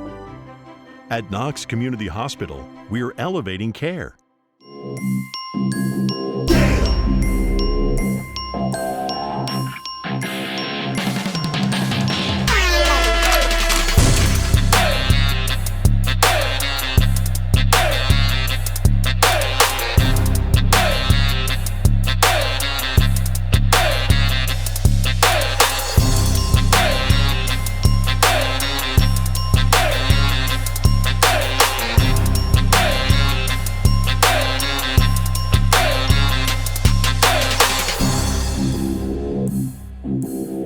Hi, this is...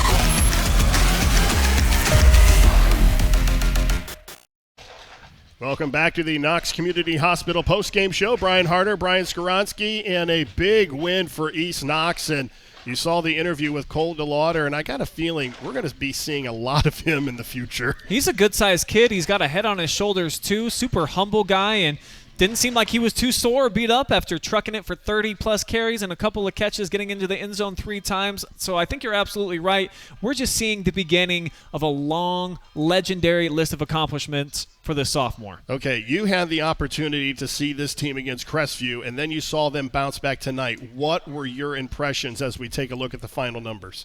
They were just a lot more balanced tonight. They never were able to get behind the running game in that game against the Cougars, and you see here, almost 300 yards rushing, a lot of that coming from Mr. DeLauder, over 200 yards for him. And then they mixed some things up in the second half, so they kept the Trojans guessing as far as who was going to be touching the football. And that was some of the chess matches that we were talking about, why the third quarter was so valuable. And then money time, Bulldogs ended up being big. And I think just the speed of Crestview from a week ago, a little bit on a higher level than what Centerburg was able to throw at them tonight. And while they were able to match the punches early, once you don't answer, Brian, and you can score back-to-back touchdowns, I think that it really gives you confidence. And then on the other side, for you and your ego, when you've just allowed back-to-back touchdowns, it kind of deflates you a little bit. So I think that was the case for the Trojans when they got behind by 3 scores. They didn't necessarily feel like they were out of the game because they marched down, but they weren't able to answer time after time like the Bulldogs were, rolling up 41 big points. I think the running of Cole DeLauder really took a lot of pressure off of Peyton Lester and allowed him to do a lot of things in the passing game that they couldn't do last week. You're absolutely right, and Lester was good tonight. Just the 1 turnover for East Knox in this game, and he was able to get them in a sharp offense. Like I said, when you have that balance, it opens up the passing attack. Some of those lanes are going to be available, and what I like most about him as a former wide receiver is they have some guys on the outside. When he saw the one-on-one coverage, hell, one time when he had a safety over top, he just put it up and said, go make me a play, and his guys bailed him out every single time that he allowed him to go up and make one of those phenomenal catches. So, big kudos to him for having that kind of confidence in his teammates. And Jack Gregory and Andy Colella and company, they did not go away quietly. They tried to make that comeback, but they just couldn't get it done. And we talked about the chess match there in the third quarter. I think the key for East Knox was scoring at the end of the second quarter. That was big, of course, creating that 2-touchdown gap instead of the 1-score game. And the fumble there, when Jack Gregory and the offense, they got it back. They could taste it, man. They was only down 13 points, Brian, and they were on the move. And then that strip that the Bulldogs ended up coming away with when the Trojans were knocking on the door of the red zone, that to me was the biggest turning point in the contest, because I talked a little bit about, back-to-back scores for the Bulldogs and kind of deflating them. When you fumble the ball like that and you give it away, turnovers are a killer, particularly when you're trying to play from behind and you're exerting so much energy. So that was a tough one for them. And, Bulldogs fans don't want to hear this, but I was kind of rooting for the Trojans to come down and make it a 1-score game and then really see the shootout unfold in front of our eyes. But you got to give the credit to the Dogs here on their home surface. They had the fan base behind them, and they put on a show, baby. Did East Knox put themselves in the driver's seat for the KMAC? Well, Centerburg was the team to beat coming into tonight, so I don't think that there's any way that you can look at this other than the Bulldogs just kind of threw the Trojans out, jumped squarely into the driver's seat themselves, so now they got their hands on the steering wheel. How far can they take this thing? I know that Northmore, they're another undefeated in the conference. Other than that team, I think that there's a little bit of a drop-off, Brian. So the Bulldogs probably are the cream of the crop right now if they can keep a clean slate going into that game against the Knights. Well, Mr. Skoronsky, this was a nice opportunity to work with you in a different role tonight. I had a lot of fun, and we got to see a great ball game. No question about it. I was on record as saying when we were asked during the summer, what was your favorite place to call a football game last year? And even though 2020, a little bit of a different year, I picked this place, Howard, Ohio. I love coming down here. Bulldog Nation is the real deal. The Trojans showed out as well. So the environment, it was fantastic. And I had a great time, too. Brian squared here tonight. I think got the job done. With the win, East Knox is now 3-1, and Centerburg drops to 2-1. The final score, East Knox 41 and Centerburg 28. Our thanks to tonight's broadcast team. Our producer is Adam Thompson, and the fine camera work courtesy of Nick Jacobs and Austin Michael. But most of all, the thanks to you for joining us. Once again, the final score, East Knox 41 and Centerburg 28. You've been watching high school football live and free on the OH Report, powered by BS Media Productions. Thanks again to our generous sponsors for making all of this possible. Keep it locked into the OH Report, your new home for live sports coverage in North Central Ohio and beyond. For Brian Skoronsky, I'm Brian Harder. So long from East Knox.